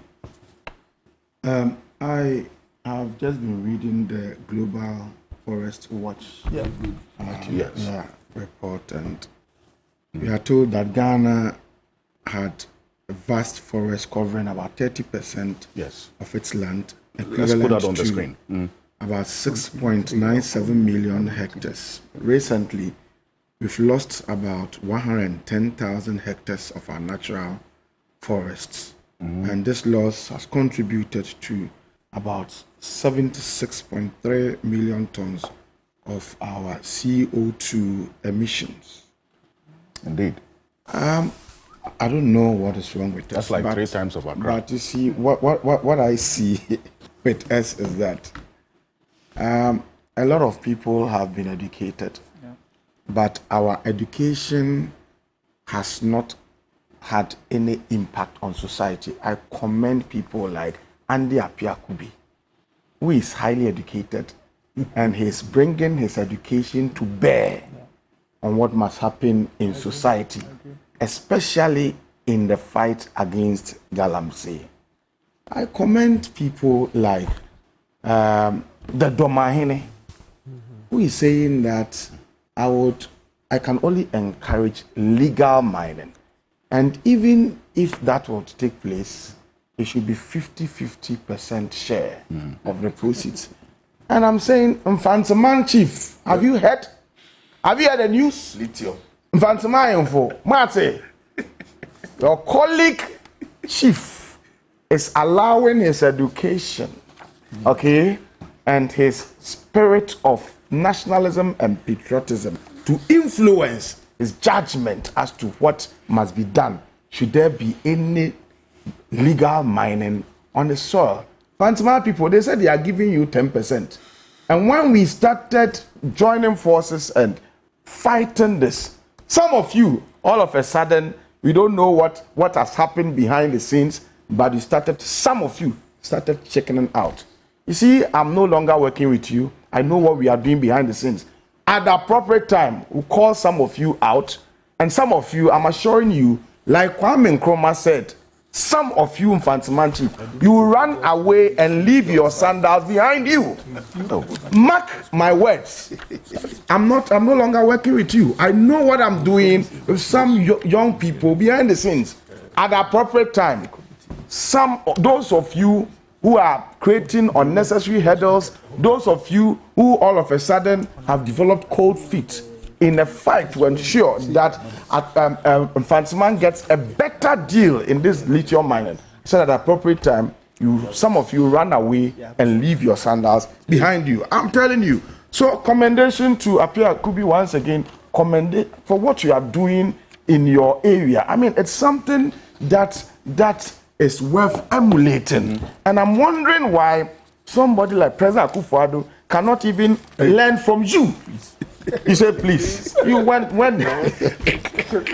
can't he be resolved to say that, look, this shouldn't, he started well. President Akufo-Addo started well, promising us that he's going to put his presidency on the line and all that. And the posturing initially, when Amewu was also the minister, was good.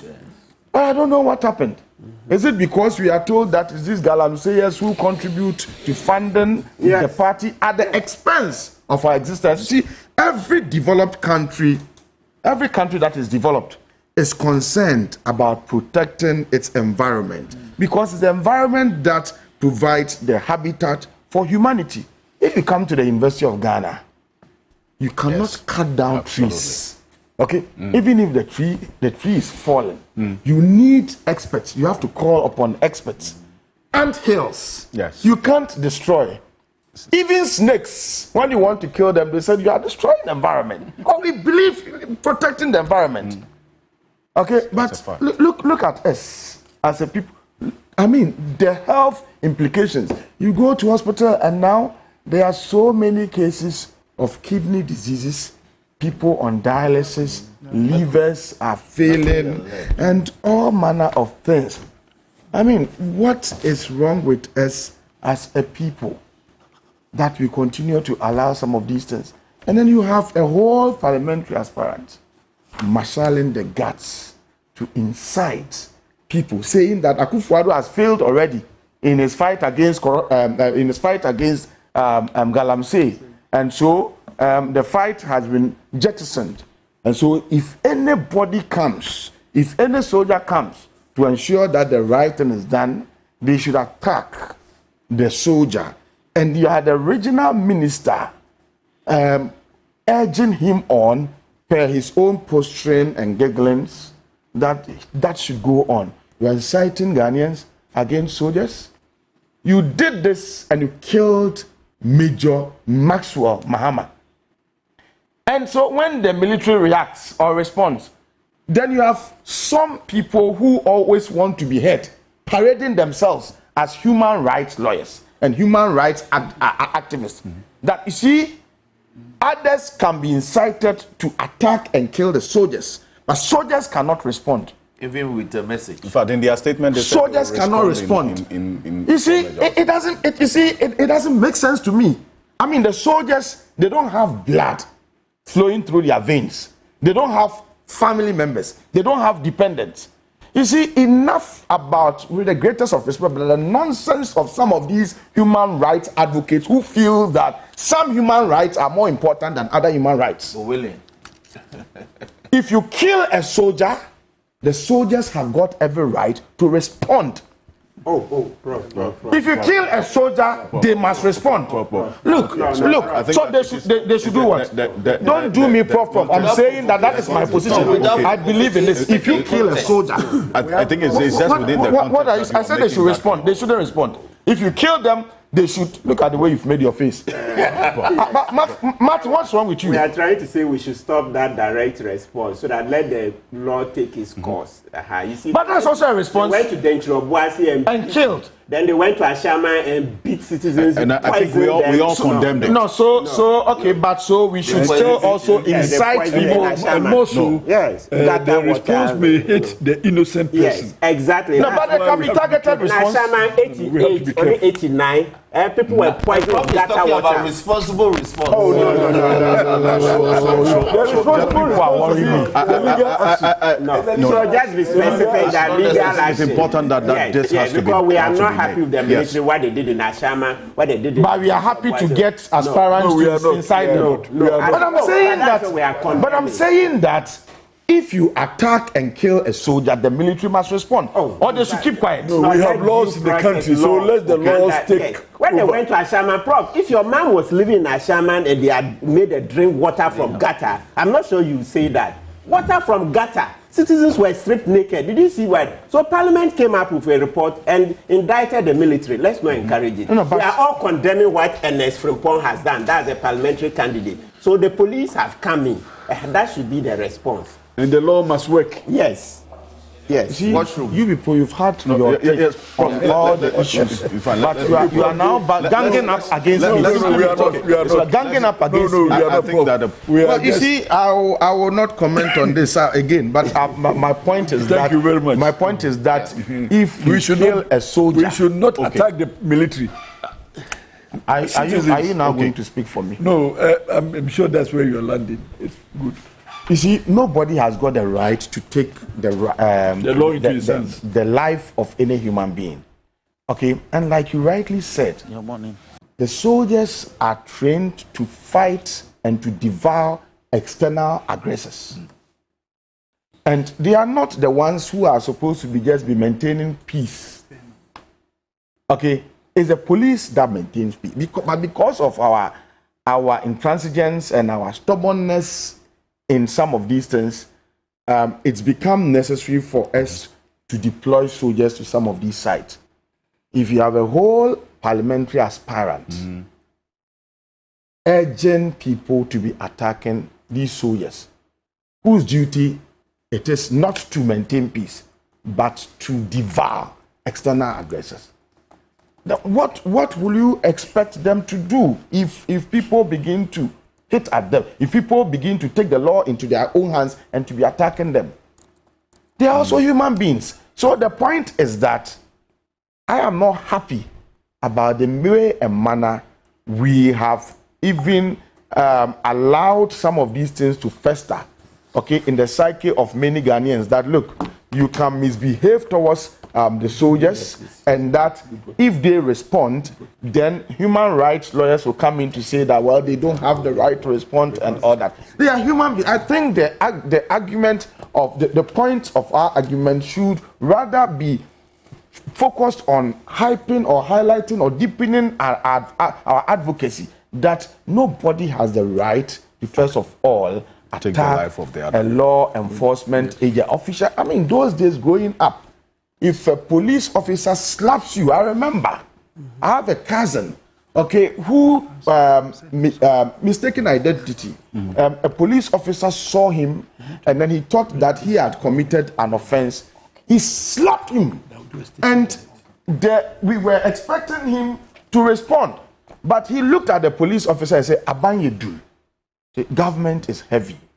He looked at the uniform of the police officer and said, because you represent the state, I cannot hit you back. Later, it was found out that he was even innocent. He was not the one who was supposed to be, who was supposed to have been the target. Right. Okay. He didn't respond. Okay. So that is who we are.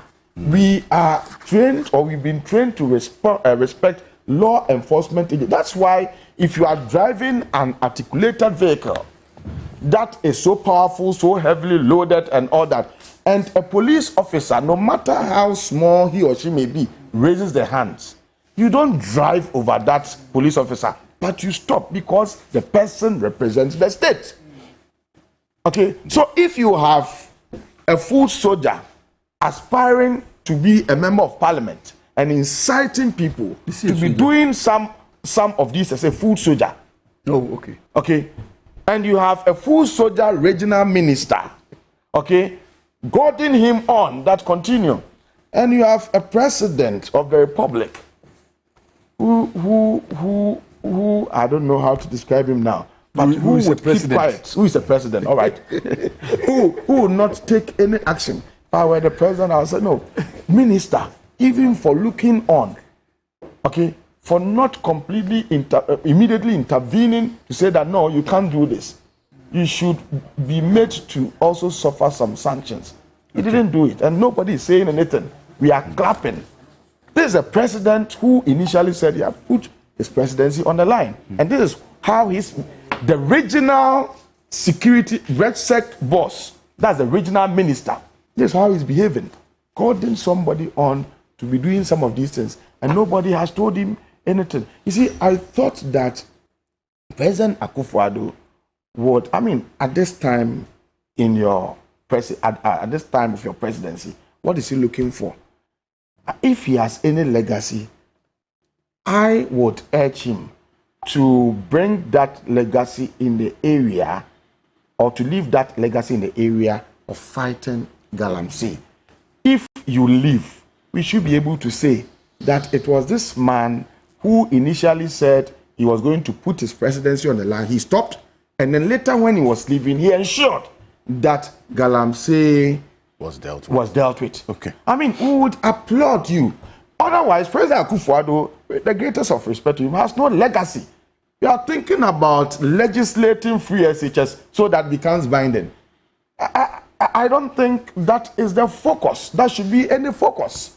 Okay. Free SHS may be good, but we should also be more interested about how it becomes quality to deliver on its objective. The essence of education is to produce nation builders, is to produce human resource. the essence of education is not just to tick the box and say that I've gone to school, I've gone to school, I've gone to school. So what? You've gone to school and you don't have infrastructure, you don't have textbooks, you don't have the kinds of things that will contribute into making you truly educated so that you can contribute you can contribute your quota to national development. Is that education? No. It's not education.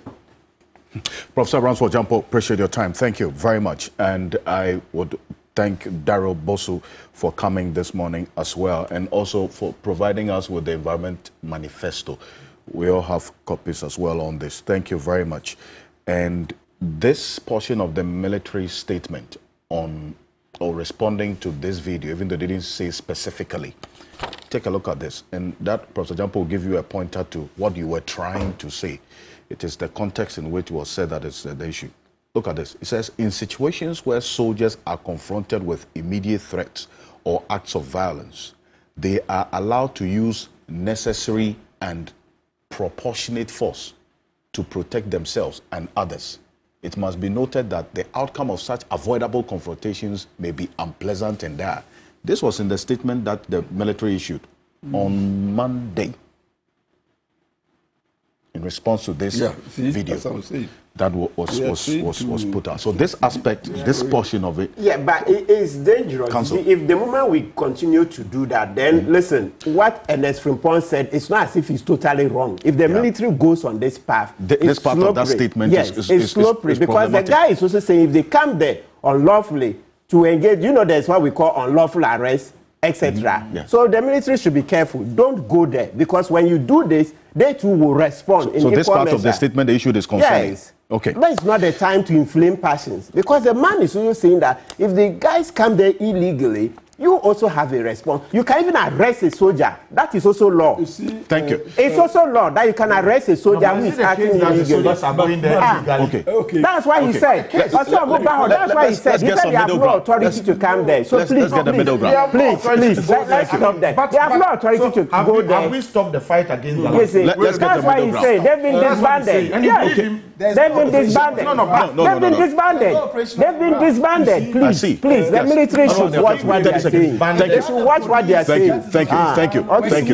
We have various institutions and institutional assignments and mandates. The police is in charge of internal security. The military in charge of protecting our territory.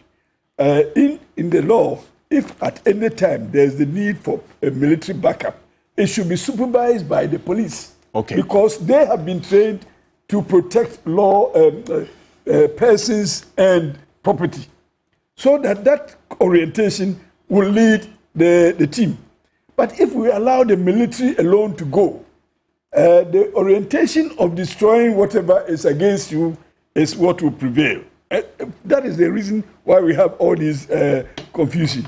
So in all cases where the military will be engaged, they will be engaged to supplement the effort of the police. We don't have to push the police away from their core duties and engage another institution to do the duties which they are not trained for. How did we get there? Thank you. Forget about that. How did we get there? Let us establish the principle. Thank you. You made your point. Thank you very much. Thank you very much. That will bring us to the end of this part of the conversation. But certainly that statement is well made in amongst all of you, that a lot needs to be done to deal with this menace that is causing us as a country at all fronts. Thank you so much. Daryl Bosu is going to leave us, but thank you for coming in, and also say thank you to Mr. Kofi Bentum Kwansen as well. I think he delivered some books to me within the week. Bogus Informants, Nation Wreckers, and Security in the Hand of God. Mr. Kofi Bentum Kwansen is a former national security coordinator, and it's written, it's very important. It borders on some of the things that you have just spoken about as well. This bogus informants and then security in the hands of God. Yes. So you can take a look at it. So, yeah. No, that's Kofi Bentum Kwansen, the former national security coordinator. I got this within the week, and I thought that it was worth saying thank you to him as well. Okay. The next issue that goes on into the courts. The trial judge in the ambulance case, talking about Justice Ifiasewa Asariboche, this ongoing ambulance procurement case on Thursday, June 13, admitted the audio recording involving the Attorney General and businessman Richard Jagba into evidence. In fact, she noted that the pen drive containing the recording has been admitted in the interest of fairness, since any electronic evidence by the prosecution would have also been allowed. Alfred Ocansey is the Deputy Attorney General, had a number of things to say after this decision by the trial judge. Let's take a listen to him, and then also we'll get into aspects of some of the things that Richard Jagba said in court on that day during the cross-examination by Dr. Ketelato Forson's lawyers. Take a look. The judge has given the ruling. That's how the law works. If you think we don't want something to be admitted, you raise an objection. This is the duty of the judge to make a pronouncement of objections. The judge have done. How bad or damaging is this? Not at all. Admission of the audio to your case? Not at all, because this audio is something that you have heard, isn't it? Having to heard it, you've heard it. So that is meaning by about procedure. So in terms of the content, we are not managed by that, because it's something that is in the public domain. But as to whether you can tender a recorded or screen-recorded audio, it's something that we don't want to speak about. That's what we're talking about law, not about public sentiments, whether you are comfortable, you're not comfortable. It's about due process. The judge says that that due process can be tendered. Don't buy it.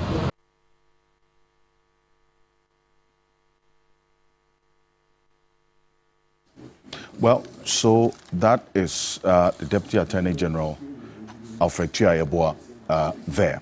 Now, the argument that the prosecution put in court in making the argument that this should not be admitted into evidence was that it was the same basis that the applications for a mistrial, for instance, was dismissed by the court. But Alfred Ocansey is saying he does not think the judge admitting this audio involving the Attorney General and Richard Jagba will significantly impact the outcome of this case. But then there are others who think otherwise. This is a case that, yes, you have also followed as a lawyer, and how and I things... speak to this issue wearing my legal cap. Perfect. Not the political one. Indeed, that's why I refer to you as a lawyer. Yes, and in all cases, the admissibility of evidence is based on its relevance. And the trial judge thought that it was relevant. If the trial judge thinks that that piece of evidence is relevant to the subject matter and the determination, he or she is supported by law to admit. And that is what I'm sure informed the decision to admit it. I think the Deputy Attorney General also going to the extent of saying that it has no relevance to the proceedings and the results was also over the bar.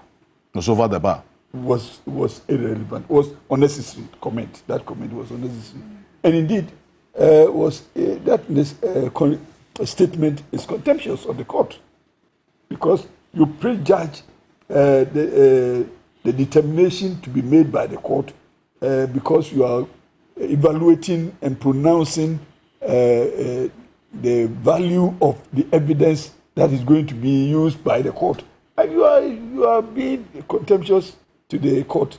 So that kind of statement ought not to have come from nobody else but the Attorney General. So I don't side with him when he says that once the evidence has been admitted, you in your legal realm must find a way to address it so that it doesn't do what the producer intends to do in the proceedings.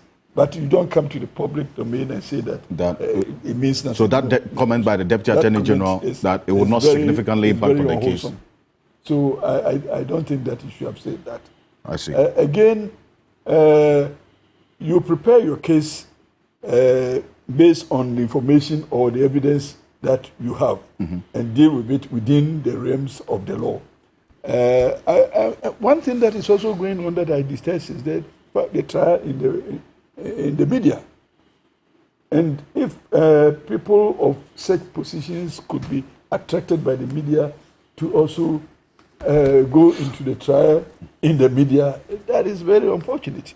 I would have thought that the media will come to the courtroom and report as they see and understand it.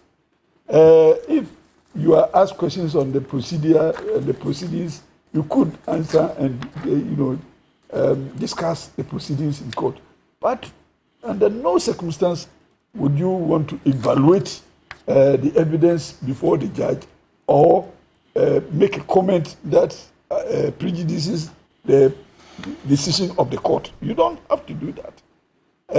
I like it when, and let me commend the judge, the trial judge.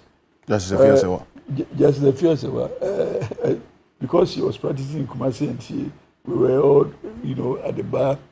Sometimes I'm confused into calling her Efia. The last time I called her, but fortunately, she didn't hear. So, so I won't do that again. You can't always be she didn't hear, so I won't do that again. You see, but she is one of our very respected, judges. I want to commend her, the path she's taking, and I expect her to do the needful for the sake of Mother Ghana. She is one person who will not be intimidated by the presence of anybody. I'm referring to lawyers before her, or even interventions by members of the political area. No, she will not be intimidated at all. She's beyond that. And I know she knows her law also, and she is very emphatic when she says something. I also like her advice to the Attorney General that he should recuse himself. Strongly advising that he should consider recusing himself. I think that is what any good judge will do. And indeed, he should not have waited for the judge to advise him to do that. The Attorney General shouldn't have waited. Yes, once you are in a case like that and you yourself, you have been singled out for decisions of the court, then it means that you are not as competent as you were before appearing before the judge, because you are also on trial. So the best thing for him to have done, and I'm sure that Attorney General will heed this advice, and I'm grateful that the judge also gave the advice. Indeed, in case he didn't consider himself having been somehow compromised in the proceedings. The judge he indicated after that advice that day that he has a choice. He's decided to continue prosecuting this case. But for you, from what you say, with the case has proceeded so far, the Attorney General should have heeded to that strong advice. Yes. In fact, I would have been grateful at that point in time, come to the court and say that because of the proceedings, the way, the evidence that is coming, the implications that is bringing me into the matter in person, I recuse myself and then let somebody else come and continue. I would have done that. But albeit that he didn't do it and the judge called his attention to the possible personal interest in the matter and therefore advised that he should recuse himself, I am positive that he will adhere to that advice and recuse himself and let the trial But he's publicly continue. said that he has indicated that was a public statement. I don't no professionally. It is not a friendly advice. Professionally, if you are involved in a trial, particularly this is a criminal trial, and knowing yourself as also a minister of justice, not only the Attorney General. You see, so for justice to prevail, I'm sure you don't want to be a subject matter. You don't have to be a judge in your own court. You see, when you are personally implicated in a matter like that, the honest thing to do is to recuse yourself and let the case be heard by the court with participation of other lawyers. And we have a lot of lawyers who are most competent to prosecute this matter. So your personal self is not what is required to. So the AG should have heeded to that strong advice. And indeed, let me sound this one in, and that for all prosecutors. And the reason I stopped criminal practice is that some prosecutors who come to court and weigh their success on the conviction of accused persons. That is wrong. They have a prosecutorial mind. That is wrong. You know, you come to court as a prosecutor, bringing evidence, whatever evidence, even that which will hurt your prosecution, before the judge, for the judge to make a judicial statement. So you don't come to court and say that this Alfred Kofi, today I'll make sure that he is convicted.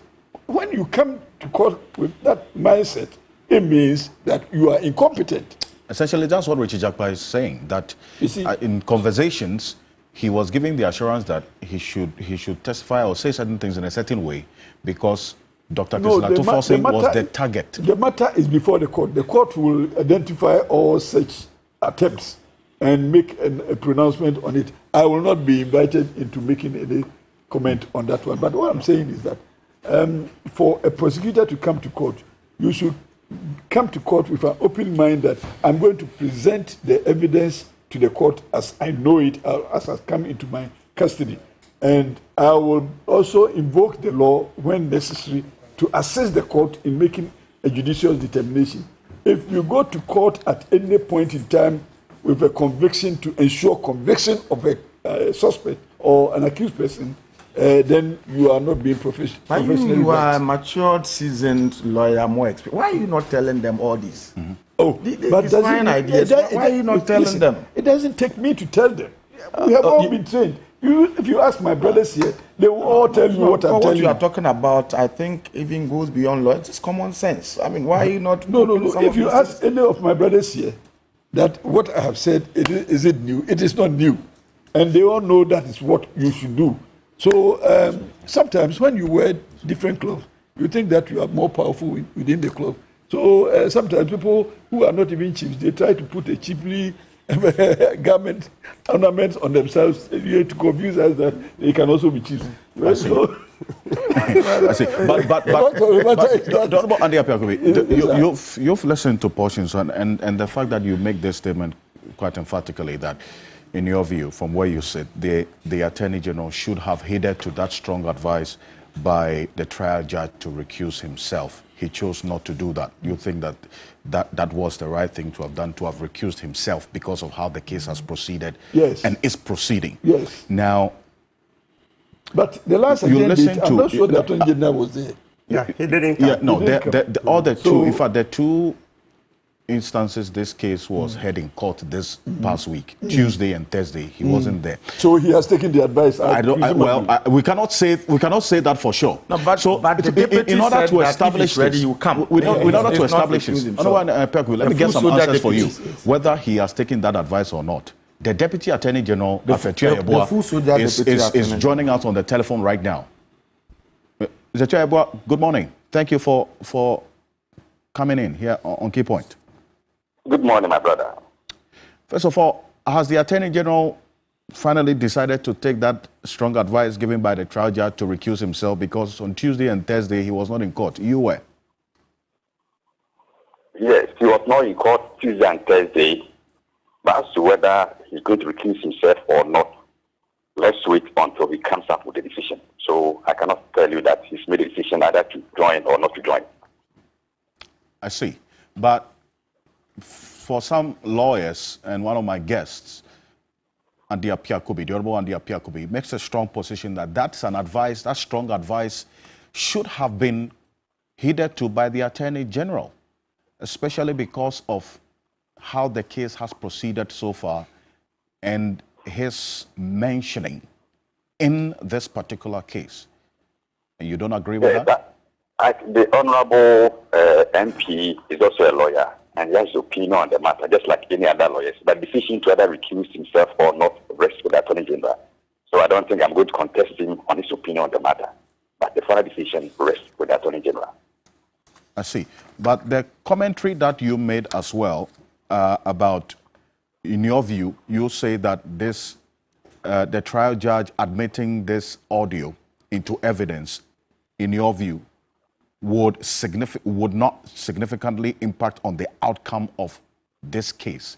It says, in your capacity as Deputy AG, you should not have made that statement outside of the courts to the media. that was insignificant, and it shouldn't have come from you. All right. Thank you very much, Alfred. I have been a lawyer for at least 23 years. I know the areas that you can tread and the areas that you cannot tread as a lawyer. I was a lawyer in full practice. Now, the audio or the video that you have that you played, your reporters were there. The one that you just played, the one that you just played this morning. Yes. Did you hear me anywhere making the statement that me should not make any impact on the matter? If the one that you just played.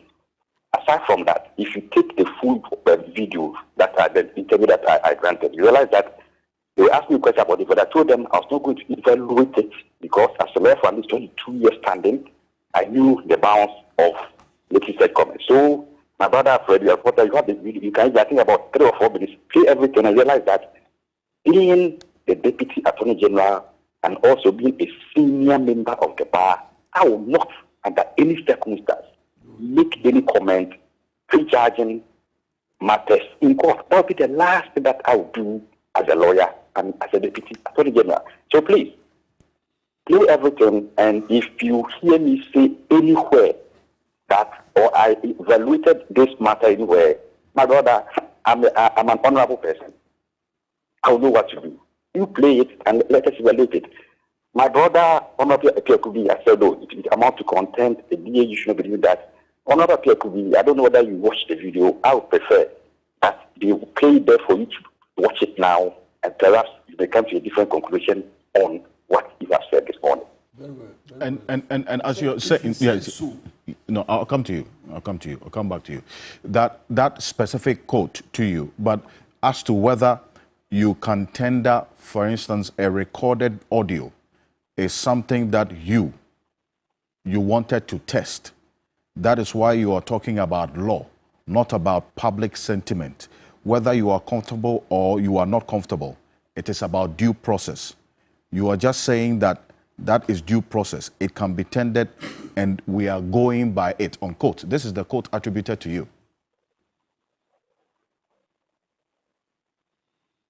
Mr. Joybell, can you hear me? Yes, that is the quote. That's exactly what I said. Because the question was about the admission. But I said, the admission, the content is already known. We were seeking to, because if you're a lawyer in practice, you may want to object because you think that maybe the content should not be exposed, or the judge should not hear the content, or the jury should not hear the content. I made a point. The content is already known. So now what was left was whether it could be tendered. You raised arguments in court. There was a counter argument from my learned friends on the other side. The judge came to a conclusion on the matter. And for that matter, that is rule of law. That's what I said. And that is a statement of fact. Because the judge listened to us, we raised an objection on the 3 main grounds: relevance, Article 18.2. Then there was another aspect that just escaped me. And the judge in her ruling said she had overruled us. I mean, as a lawyer, if you overruled, what do? You go, either you may want to take it up or you accept it and you move on. And in what case, the judge has made a ruling, the case proceeded. So that's it. If you say that the content is already known. Yes. Wasn't it played, my brother, unless you want to be hypocrites? Yes, indeed. You say that the content is already known. So essentially, in making that point, that to the extent that the content is already known and it's been admitted into evidence, then what's the significance? Yes. So we say that the content is already known because it was being played before the arguments were taken. And it was played for all of us in court to listen on that day. So in terms of the content, we're not bothered by the content because it's already known. But the issue was whether it could be tendered in evidence. So our argument was basically on whether it could be tendered. And that was what was done. Well, and that video that you asked for will play because it is also just buttressing that point that you just made, that to the extent that the content is already known, as to whether it can be admitted into evidence or not. It is the significance of it. Because that statement you just made underscores that question that you are asking. What you don't want us to turn into. That's what I'm saying. Play the whole what you so hold on a bit for me. And I made the point. That's when it comes to evaluation of evidence. I said it, when it comes to evaluation of evidence, I've been around for a long time. And that I was not going to evaluate the matter on radio. I said it. For the media guys, they thought that maybe I was being harsh. I said no. The only thing is about that is admissibility is being admitted. But that is, we come to court next Wednesday and they will hear our side of the matter. But someone even asked me whether that's what I did. I'm not going to do that because that's what I'm supposed to do. You come to court and you listen to a side of the matter. So I'll be happy if you play it. I think those in the studio, when you play it, everything, they also appreciate what I'm saying. Okay, so let's play that video, and because then it still comes back to a statement that you just made earlier, and I'll ask you a question on that on the back of it. Let's play the video. Beyond, you get the full story, so don't worry. What do you make of his testimony? He has given his evidence in chief. That's his case. If you come to court and state your case, but that doesn't mean that you made your case. I just want to rest there. We are going to examine him. I don't really make a decision. Do you find it credible? I cannot say whether it's credible or not credible. He has given his evidence, and I don't want to prejudge us before the court. That's his case. We also confront him with our case, and the court will make a decision out of it. But are you surprised with the kind of things that he's been saying? I will not say. I've got already something in the audio that we've heard, so it's not something new. He made a point that the AG is urging him to get forcing him to be jailed for at least 1 month. I don't want to comment because you see, it's a life matter. That's evidence in chief, and as counsel, I don't have to comment. As I said, when we come to court on Tuesday, all those things we tackle. But what's your initial reaction on the ruling? Oh, the judge decided to make a ruling, and that's how the law works. Today, the judge said objections are not something that should be take it. You think you have enough under your sleeves to undo you rested there and wait for our side of the matter, and you'll be marveled. You rested there. The audio you to evidence that has happened. Are you disappointed? Oh, the judge has given the ruling. That's how the law works. If you think you don't want something to be admitted, you raise an objection. This is the duty of the judge to make a pronouncement of such objections. The judge has done so. You didn't want it because you felt it wouldn't do well for your case. How bad or damaging is this? Not at all. Admission of the audio to your case. Not at all, because this audio is something that you have heard, isn't it? Having to heard it, you've heard it. So that is discriminating. By about procedure. So in terms of the content, we are not minded by that because it's something that's in the public domain. But as to whether you can tender a recorded or still recorded audio is something that we don't want to test, because that's what we're talking about law. Not about public sentiments, whether you are comfortable, you're not comfortable. It's about due process. The judge says that that's due process, it can be tendered. Okay. He also reserves the right to be in court, reserves the right not to be in court. At the time that he wants to be in court, you see him. If he doesn't want to be in court, you also not see him. So it's just normal. The last time we asked you, you told us that the department, the Attorney General's department is studying the advice by the sitting judge. Has that been conclusive yet? The reason why he didn't show up in court today? You leave it there. The Attorney General does not prosecute for it. Deputy Attorney General Alfred Ocansey, are you there? Yes, I'm there. So it's your response to that question by the reporter that as to whether you are worried that this tape will have a significant impact on your case. You respond, not at all, because this audio is something you have heard, isn't it? Haven't you heard it? You have heard it. So what is unique in it? It's about procedure. So in terms of the content, we are not minded by that because it is something that is in the public domain. Exactly. And I stand by that. This statement doesn't question the significance of this? At all. At all. It is so that I say this is something that perhaps the judge or if I make a statement like this, it's irrelevant because that's what we're saying. It's irrelevant or somebody never says that. I said the content is known to us. If the content is known to us, it means that if you even tender it about that, we already know the content because the issue also has to do always about if this content is laid out. Is it something that you find the content, the court played it, that was played in court. So the content is something that is already known, but it's about whether we're going to admit it. And that's also our argument was.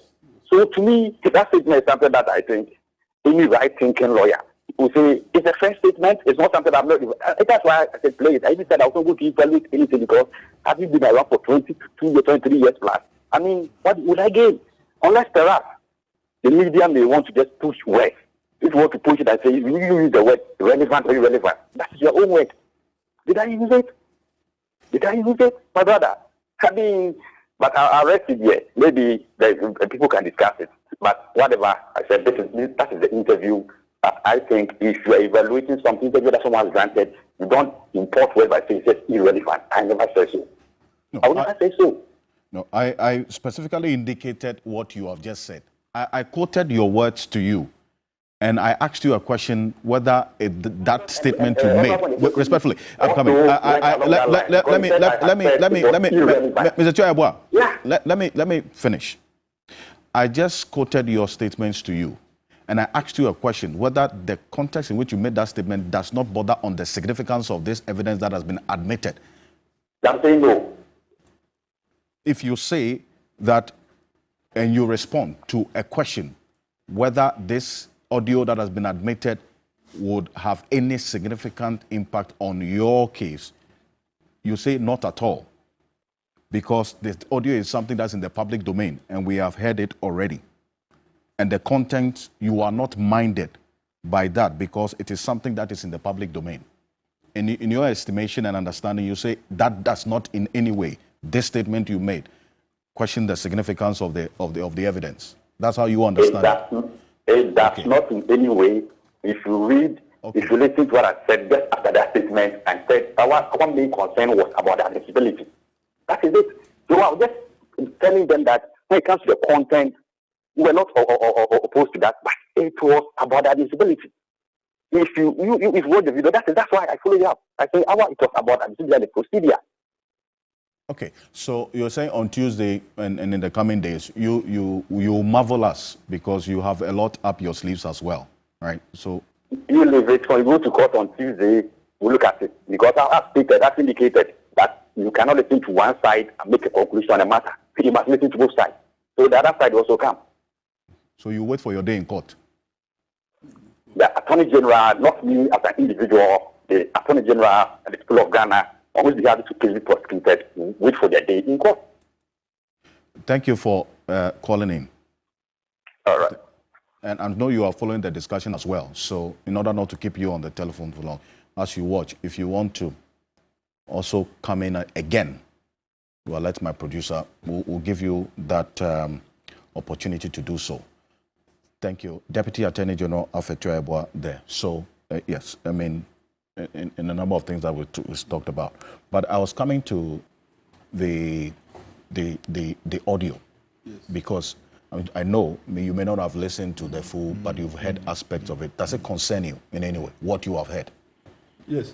Obviously, I said that if he did say the words that you use to describe the situation, then he was getting into dangerous areas of contempt.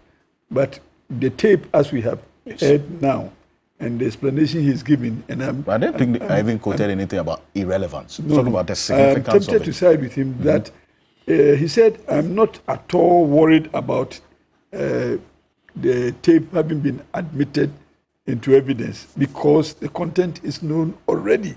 So he may have prepared for it. So the question was directed at him whether or not he is worried about the tape having been admitted, significant impact, and whether it will have a significant impact.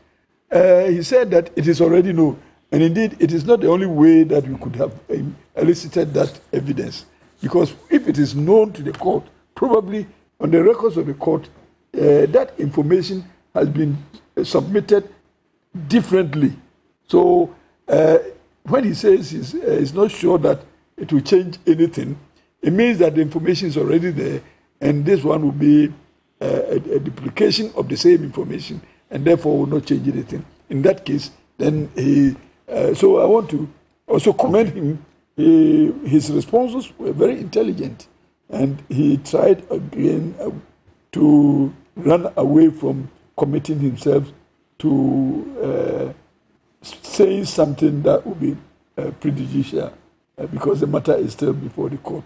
So I have always been trying to explain what ought to be and what has been done, and making evaluation, personal evaluation of statements and procedures having been adopted through the case. And I want to believe that even him as Attorney General, he is not interested in the conviction of an accused person. He is interested in bringing the evidence that will help the court to make a judicial determination of this subject matter. So let us continue to encourage them to bring the information. for nothing at all, it is the law in display. So for us who are learning, let us continue to learn. So some of these infractions of the procedure, well, we can also learn from them. And from the explanation he has given, I'm sure he committed no crime. He didn't commit any sin. He is saying that he is not worried about the admissibility. But like I said before, the admissibility is based on relevance. And it doesn't really matter how a party procured his evidence. It will be admitted as long as it is relevant. Okay. And that is what has happened. Right. But the admissibility or the admission of evidence doesn't follow. Right. So lawyers have different ways of addressing the same evidence. So not until the judge would have made the pronouncements in respect of the whole trial, we will all have to wait and see how lawyers in the case use their skills to address even the issues, even points of law, and even part of the evidence. So, well, I was asking about the audio that you have heard. Does it the content concern you in any way? That's what you have heard in this audio, the conversation between the Attorney General and Richard Jakpa. Does it worry you? Does it concern you in any way? Yes, I am worried because, for once, because the moment the Attorney General was brought into the picture, then the advice of the judge comes to play. Once you are challenged in a matter that you are doing before the court, and people trying to even question your integrity, I think at that point, you ought to recuse yourself and let the trial continue. That is where I am worried. But I am also happy that, pursuant to the advice of the judge, the Attorney General, we haven't seen him in the last two trial adjournments. So I want to believe that the Attorney General has taken the advice in good faith. And that is all good for the law. And the caution that I sounded is that the Attorney General is not only Attorney General, he is also a Minister for Justice. So if you put the two ministries that he's holding together, as much as he is most competent to prosecute the matter by way of being the prosecutor, he should also be mindful of the fact that he is also a Minister for Justice. Let's listen to the audio, just a brief part of it, and I'll come to Counsel Lawyer Martin Kpebu next. And some of the things that Richard Jakpa, in fact, there's a true and certified copy of the court proceedings, which we all have, some of my guests have, which we'll make reference to. But take a listen. My timetable for the rest of the day. That means that you are not going to be around. So, yeah. And then even next week, the whole of next week, I'll not be around. If there's a way of, if you not even finishing next week, I would appreciate it. Oh, no, okay, no, I'll not finish next week. I don't think I'll be able to finish because the documents are many. So you will surely go and come and meet me. Oh, no, but that will also depend upon the judge's behavior. You can bring one medical excuse next week. Okay.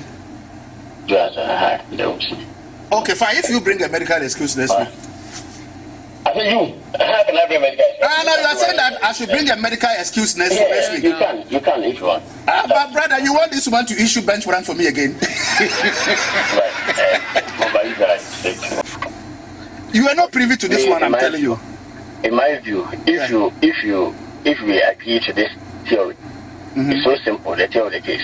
Not agree to the way you want to go, the way you want to go about it. You let's agree. Let's describe it that way. You let's describe it that way. Do you want to go about it? Okay, fine. Agree this way. It makes it simple. Yes, it will make it. It doesn't also involve. It doesn't involve any difficulty for you. Difficulty I have with your position is that, you see, frankly speaking, fine. As you are saying, if I agree to your position, how you want to go about it and how you want me to go about my answering questions and things. If I go by that way, frankly speaking, I'll be dishonest. So it was that concluding, gentlemen, that concluding statement of "I'll be dishonest" is what Lawyer Martin Kpebu you've been making reference to over the period. But during the cross-examination by Dr. Kesla Tufosin's lawyers on Thursday, that's Dr. Abdul Basit Aziz Bamba, Richard Jakba repeated this again, what we just heard, and actually testified that the AG mentioned being under considerable pressure from the president and the former finance minister, Ken Ofori-Atta, to secure Dr. Kessler Tuforsen's conviction. In fact, if you look into the true and certified copy of the proceedings, court proceedings, which we have copies of, if you go on 3news.com, publish portions of it. We're doing well to, it's a 43-page document, doing well to put as much as we can on the website so that all of you can also follow every step of the way. But this is it. This particular claim by Richard Jakba this is not the first time he's mentioned this. If you recall, when he put up the application for the order for these charges to be struck out against him, he captured it in that application. Take a look. Point 16 of that application says, Honorable Dame also explained to me that the first accuser's prosecution had to be undertaken because of pressure from the former Minister of Finance, Ken Ofori-Atta, and the President, and assured me repeatedly that I was not the target of the prosecution. Based on the interaction I had with Honorable Dame, a relationship of trust developed between us because I believed him, since as a lawyer and the person who initiated the prosecution, he assured me that as an agent, I am not, in law, liable for my principal's action. Counsel, how does this audio recording impact on the case? Because the Director of Public Prosecution and the Deputy AG have their position on it. Okay, so number one, once the tape is being admitted, it means that in the very unlikely event that there is a conviction, an appellate court can use that same tape to quash everything. Yes, because now it's part of the proceedings. It's part of the records that will be taken to an appellate court, right? You see, when we go to court, all these things, like the way you have Thursday's proceedings, etc., everything is recorded. So it will be taken out because you know where I stand, that this tape is so damning that by now the judge should have stopped the trial. And I'm still firm in my belief that this should have stopped. But of course, the judge has a final say, and the judge doesn't think so, right? But if anything were to happen, this case goes to an appellate court, that same tape, different judges looking at it can come to a conclusion that this is not on. And so the trial should be, the conviction, everything quashed, because the criminal process is being used as a tool for political witch hunt, which is not what a court of law says to do, right? So if you look at it, the tape, that's one use that it can be used in future. The fact that the trial judge has said she will not use it to stop the proceedings doesn't mean that's the end of the matter. But that's what I wanted an explanation to. And before you move on to number two, this same audio recording was the basis for the application for mistrial. Yes. That application was not granted. It was the same basis for the application by Richard Jakba to have the charges dropped against him. That was not granted. But now it's been admitted into evidence. How do you reconcile those two positions? Okay, yes, because the two, let me call them transactions, or the two activities are different. Okay. Now, stopping the trial altogether, obviously, is a bigger decision to make, right? It's a huge one. And of course, it would have been good because it would have set our criminal justice system on a higher pedestal for higher excellence, saying that in Ghana, there is zero tolerance for prosecutorial misconduct, but we didn't get that chance. So we have a second bite at the cherry.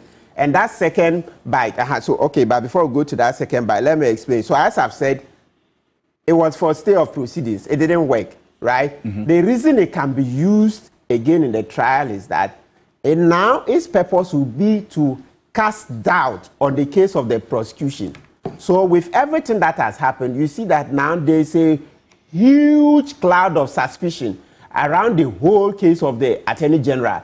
It's showing that, so this is a political witch hunt. And this will never go away. It will never go out of the mind of the judge, because you see it at page, is that 18, where he says, The press, 23. He says, yes, I want to read. This is what the certified copy? Yes, at page 23, this is what Jakwa says. He said the Attorney General then said, look, the Finance Minister, Ken Ofori-Atta, and the President are on my neck, mounting pressure. They want this case to finish by first week in May. So I asked him, why first week in May? Then he said, you may not know, but according to the Constitution, you cannot 6 months to a general election. So if I can cooperate with him and they can just get Honorable Atuforsen, A1, just 1 month in Sawam, his seat will be declared vacant and they will go for a by-election. So I told him that going for by-election at Central Region, how are you sure you are going to win the by-election? Then he said, Central Region, they are cheap. We will pump money on them and we will win that seat. Blah, blah, blah. Can you imagine? Is it in the tape? So I'm coming, that's the evidence. So all around it, they go together. Now, this is how they go together. If they, it's part of the tape. He said it, that Ofori-Atta and the President. Yeah, if you listen to the 16. Yeah, please, Abdallah, can you produce that? Yes. I think that I even read it in what we just put on the screen. So you see, this, and you even, at least I know it will be subject to cross-examination, but so far from Jakwa's understanding, you are even insulting the people of a whole region, Central Region, saying they are cheap. That's what Jakwa says. Yes, let's see what the cross is. Yes, but that's what I've said twice. I've really repeated it twice. But so far, you see, you and I, we are lawyers. If Jakwa was so incredible, but it wouldn't have come this far. You see, he's very coherent in what he's saying. So it has some credence in it. A whole region being insulted that they are cheap people. That's your opinion. Can you imagine? It's in the record. That's a court record, page 23. Yeah, so Mr. Ocansey, what this is doing is that now the Attorney General's case has been clouded in huge suspicion. This tape and the ancillaries, okay, accompanying messages, the text messages, WhatsApp messages, etc., meeting in Justice Kulendi's house, etc., has cast a long shadow over this case. Long shadow. Look, this case will never recover from it. And most especially, we are destroyed as a nation. That's why I keep saying that from day one, as soon as they threatened to bring in this tape, Dami knew the contents of the tape, right? Because he was involved in the conversations and he knew the other conversations they had. So Dami was just supposed to file a nolle prosequi, stop the trial, stop it. Look, in the UK, there was a similar case, arms acquisition, defense, right? They saw that it was going to embarrass the nation. They just stopped. They said there will be no criminal prosecution. But when they see the nation is reserved for the Attorney General only. Yeah, but now the Attorney General is gone on. Okay, he's plowed through it, so and now we have been embarrassed. When you take the prosecution, they have an internal manual for prosecutors. They will tell you that look at the public interest. Look at the public interest. Even in the Constitution, you go to many articles, you see that it's about public interest. Even under Article 18, Clause 2, the one that says that don't 18.1, don't interfere with somebody's privacy, don't record people, etc. Yet they make an exception in 18 clause 2 that if it is for prevention of crime, if it is for public safety, public interest, etc., you go to other provisions of the Constitution, you see this matter of public interest, So the 18.2 that you mentioned, I recall that the Director of Public Prosecution also made reference to that at some point, I think on Tuesday. Let's look at what Article 18.2 says and whether that's going to be enough basis for that question about right to privacy, because that was also another issue that came up. But they just cleared it and admitted the tape. Yes, please, should I read it out? Yes, says every person has a right to, that's what you're talking about. Yes. It's going to be, every person has the right to own property either alone or in association with others.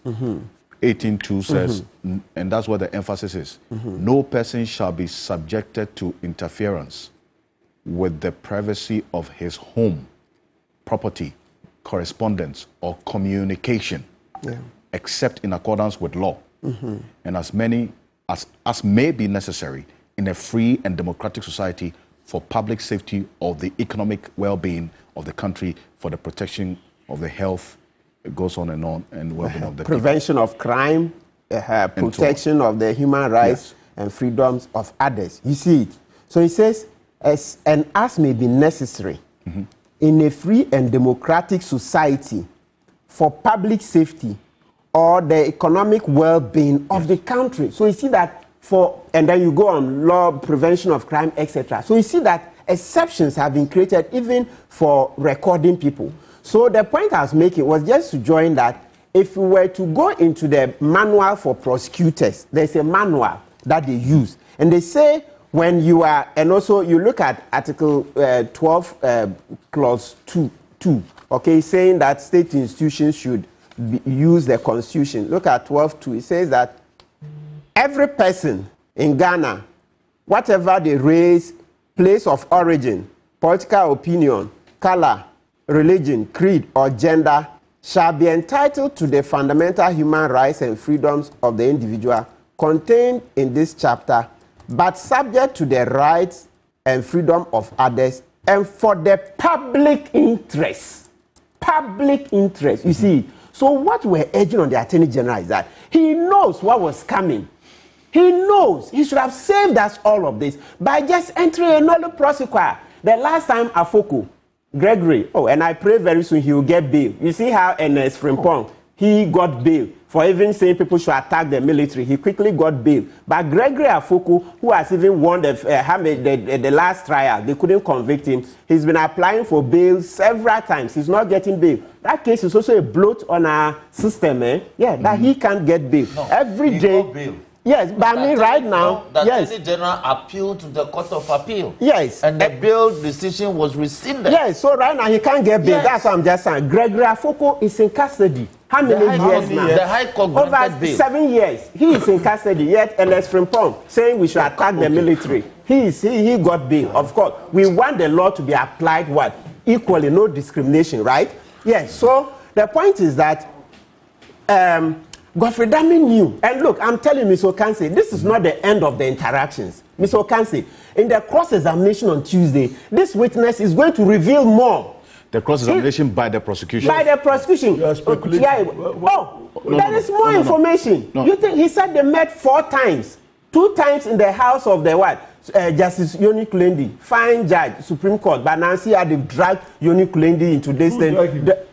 Godfrey Dami, I will put it at the because if he hadn't, he should have known that Yoni Kulendi will be dragged in, the judiciary will be soiled. So he should have just entered the nolle prosequi. Even if he didn't want to do it immediately, you know what I would have done? I would have asked for an adjournment, then quickly revisit the matter of Big C paying for the ambulances. You ask for an adjournment, then you say, Big C, you said you were going to pay 2 million, and you also said you were willing to pay more. Okay, bring your money. At 240, how much will you add? Quick. Then you get some settlement, then you say, nolle prosequi. At 240, we are not paying it. No, you at least, whatever it is, but at least we would have had some over 2 million euros, right?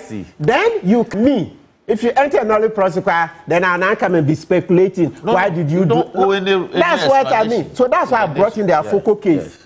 That's why I cited the Afoko case. Afoko went to Supreme Court. You know, there was one of the trials when the prosecution saw that they had lost spot or they didn't want the judge to give judgment. So they entered the nolle prosequi.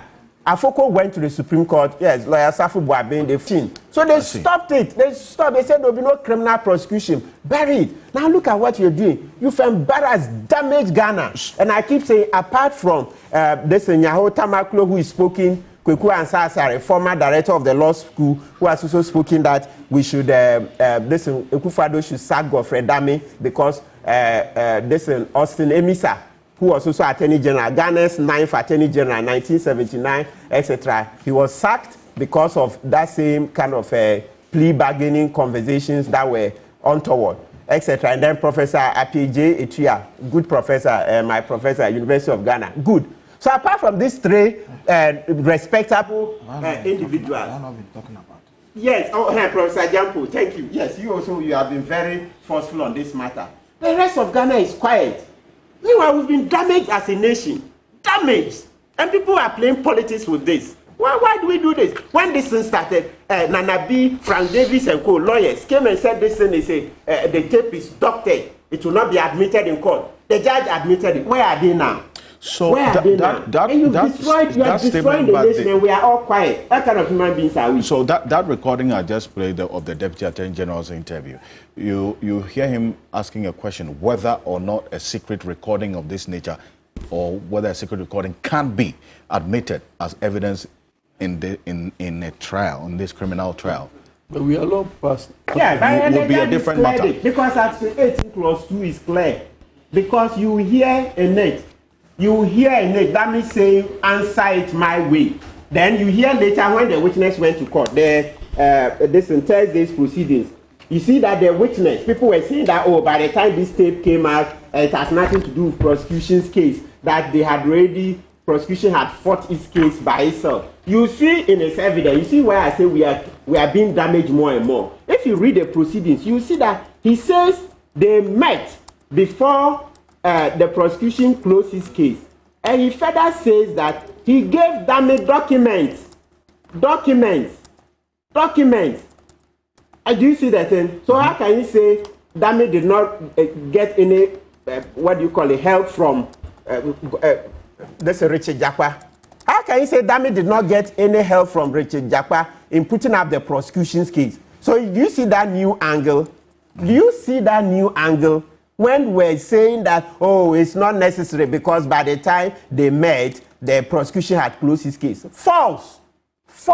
He has proven that they met before prosecution closed his case, and he gave Dami some medication and gave Dami documents, which Dami used to bolster his case. To the case. So anybody who continues or who told you those days that, oh, this tape is not necessary because it's not relevant because by the time they met, the prosecution had closed his case, has been misled. And I hope later on we'll get a chance to interrogate this part where he says that under this new government, Ekufuado's government, they've bought the same Benz buses, Mercedes-Benz Van 311, and converted them into ambulances. He says there are some. Let's create that. But let's leave that for another day and go into it. Is it true that in the current administration, these same vans that are in the Tema port, that government is refusing to clear, etc., government has given contract to another person and imported the same vans and converted them into ambulances? So you see how many more things are going to come out of this trial. So that's why I said that, listen. This thing on Tuesday, there's going to be more damage. More damage. Don't we but care? if you listen to the Deputy Attorney General, the indication is that look, the Attorney General is also going to have his day in court on Tuesday. He's going to also have the chance to cross-examine Richard Jakwa, and you say that would rather bring out more explosive evidence because he says we should wait because look, they will marvel us. No, that's what he's going to bring out more. He's not done. Richard Jakwa is not done. It's going to be explosive on Tuesday. We are just sinking as a nation. That is so. I'm calling on the older lawyers. Listen, let's stop this at this time. Ask for an adjournment. Please, there is no GBA. Yes, the GBA except waiting. Ask for an adjournment. Then go and ask Big C to bring the money and any other persons who will contribute. Then file a non-prosecutor. Stop. You are damaging us too much. Right now, where we have gone, how are we going to come out of this? How? As a nation, how are we going to come out of this thing? Come on. No, but let me find out from maybe Martin and the rest. Is it that we are scared? There is a Supreme Court judge who was supposed to have convened a meeting, but all these discussions do not bring him in the picture. I'm not a lawyer. Is it that in law you are supposed not to be mentioning the names of some of these Supreme Court judges in discussions? Oh, like obviously, some of us are scared. Everybody has kept quiet. Oh, the number one reason is that yes, we are scared. You are scared. We have spoken. I've also spoken. But Dr. Jampo has asked a question. In fact, there's a question that's just come through, and I want to answer. Are you also scared? I'm not. You are not. But so I told let us call that Supreme Court judge out too. The Supreme Court judge had no business organizing that kind of meeting. But the name has been mentioned here. You don't know how it works. Okay. So because so why? Tell me, educate me. Because what happens? Otherwise, then I don't trust your confidence. I mean, if there is a Supreme Court judge also involved, let us give him also the same attention that we are giving to the attorney. General. It's like everybody's dancing around the AG and living. Is he a thing God or what? But we've done in the past. But as you talk to some lawyers, the number one reason is people are scared. No, why should you be scared? People are scared because you are looking at like. No, we haven't had the opportunity. Gentlemen, it's a thing God. That's the culture of silence. That's the culture of silence. A lot of lawyers don't want to talk about it because what he's thinking is that, hey, I'll go before the court. I will not go. I will not go before so when it gets to your time, Counsel, thank you. Yes. Now, there's a question from Eduji, the lawyer Eduji Tamaklo, who is private legal practitioner and also the director of legal of the NDC. He says, the only way to undermine this testimony of Richard Jakpa is for Justice Kulendi or Godfrey Dame to mount the witness box. Yes. There will be cross-examination of Godfrey Dame and Justice Kulendi. They are the only eyewitnesses to the meetings. Just one that you would call that it should be done, or you agree with. So you see why I said we should stop this trial? Stop it because it's good. Look, by the time we are done, as a nation, already we know there are so many things bad. You come and sit here, you say, hey, Akufo-Addo added $800 million to the Ameri deal, and people don't want to talk. He was going to go away with $800 million. So I wanted to answer this particular question. The relationship is that, so from the top, there's so much corruption, okay? So when you continue, the more you do this, the reason this is going to damage. Yeah, so the reason this is not good for us is that lay people have always been saying that, oh, justice is for the strong, blah, blah, blah, right? So when you do this, Justice Kulendi is not coming there to testify. It doesn't look like it. So why? Because it's above the law or what? No, because it will be murkier. No, it will cost too much. Is it illegal? Would that be illegal or something? No, he can be supined. He can be supined. If I'm supined, that one is fine. Because, well, as a judge, that's not a case. If we want to be men in this country, let us be men enough. Yeah, but people are not men. But people are not men. I needed your answer to this question. You have answered it. This other Supreme Court judge in the discourse, because it appears that we are going round. You have your day. Okay. You will have your day on this platform. So, wait. Respectfully, let's go to the Honorable Nelson Ross and Dafia Mekpo. So Professor Jampo keeps saying I give him the last word, but it's worth it that you always get the last word. But I will go on my own tangent. Yes, I'll give him the last word. Go on my own tangent. I'll give you your last word. You are all cowards. Oh, we've spoken. You can't bring. We've spoken. You've spoken about No. I want to. No. 98% is about Attorney General. No, I've granted several interviews where I said no, it's not good. So in that case, all of them should go. Let him be subpoenaed. All of them should go so that it will cut. I think it will be fair to say that maybe you haven't heard, maybe for instance, Martin Pebo, at least in 2 interviews I have had with him during the week. On Ghana Tonight, he's Apia has not said anything. Yeah, I said so thank you. Resign so that we save. You see now where they are going. With the vim, the same vim. We have. When it comes to Godfrey Dame, you are shouting. When it comes to Kulendi, you are talking undertone. What is that? He has not been brought into the picture. Okay, gentlemen. Godfrey Dame, you are shouting. Kulendi, you are talking undertone, and they say you are still talking. We've said that to save Ghana. Thank you. Yes, it's Kulendi should also resign. Yes. That may resign. Louder. Yes. Thank you very much. We've said now, let's look at the page, that true and certified copy of the court proceedings that we have. And Donald Afemepo, that concern about how this case is proceeding, especially with respect to some of the statements made during this cross-examination of Richard Jakpa, to the extent that Dr. Kisila Toforsin, based on what he was told, was the target, and that he had that assurance that he was not the one, really, that they were targeting. And this, based on his testimony, he says, came from the Attorney General, making reference to the President and the former Finance Minister, as well. And that the only way this testimony can be undermined is for the persons mentioned to mount the witness box. Is it one that you agree with? Now, thank you very much. Look, this matter, 2 weeks ago when I was here with the same panel, save for Senior Piakubi, when we were joined by Gary, I said this is a matter that is snowballing out of control. It is snowballing out of control. Look, this is what we call voir dire in law. This is a trial within a trial. We are dealing with a matter that arose in the course of a hearing. And I think that the court has a duty to determine that matter before it proceeds. What is happening? We are dealing with an evidence. And our Evidence Act is very clear. It defines evidence as a testimony, writing,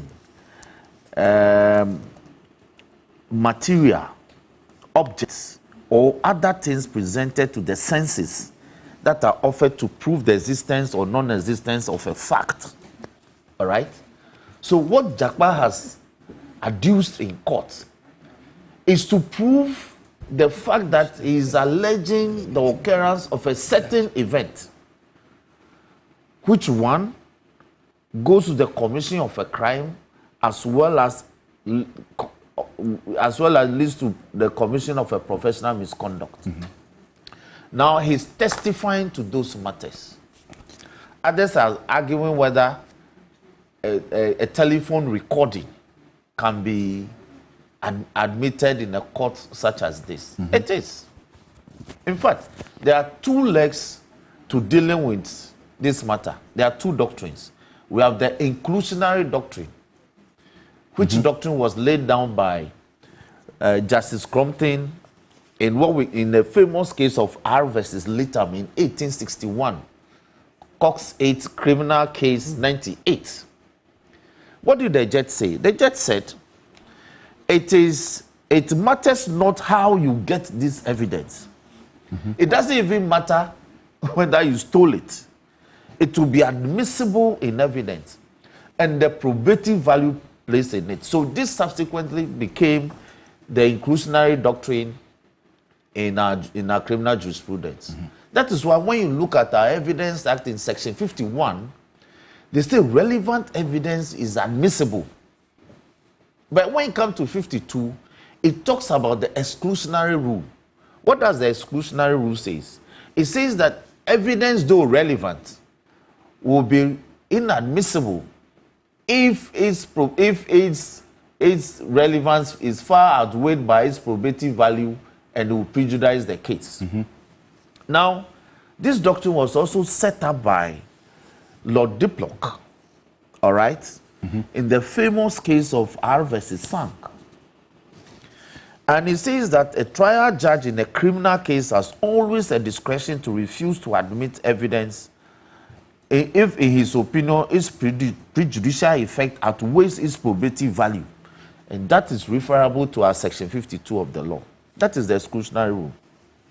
But what we speak of, my brother, regarding the conduct of the Attorney General, look, the Attorney General, Godfrey Yeboah Adami, will go down in our legal history as an Attorney General that will become a vicious enforcer of vigilante justice in this country.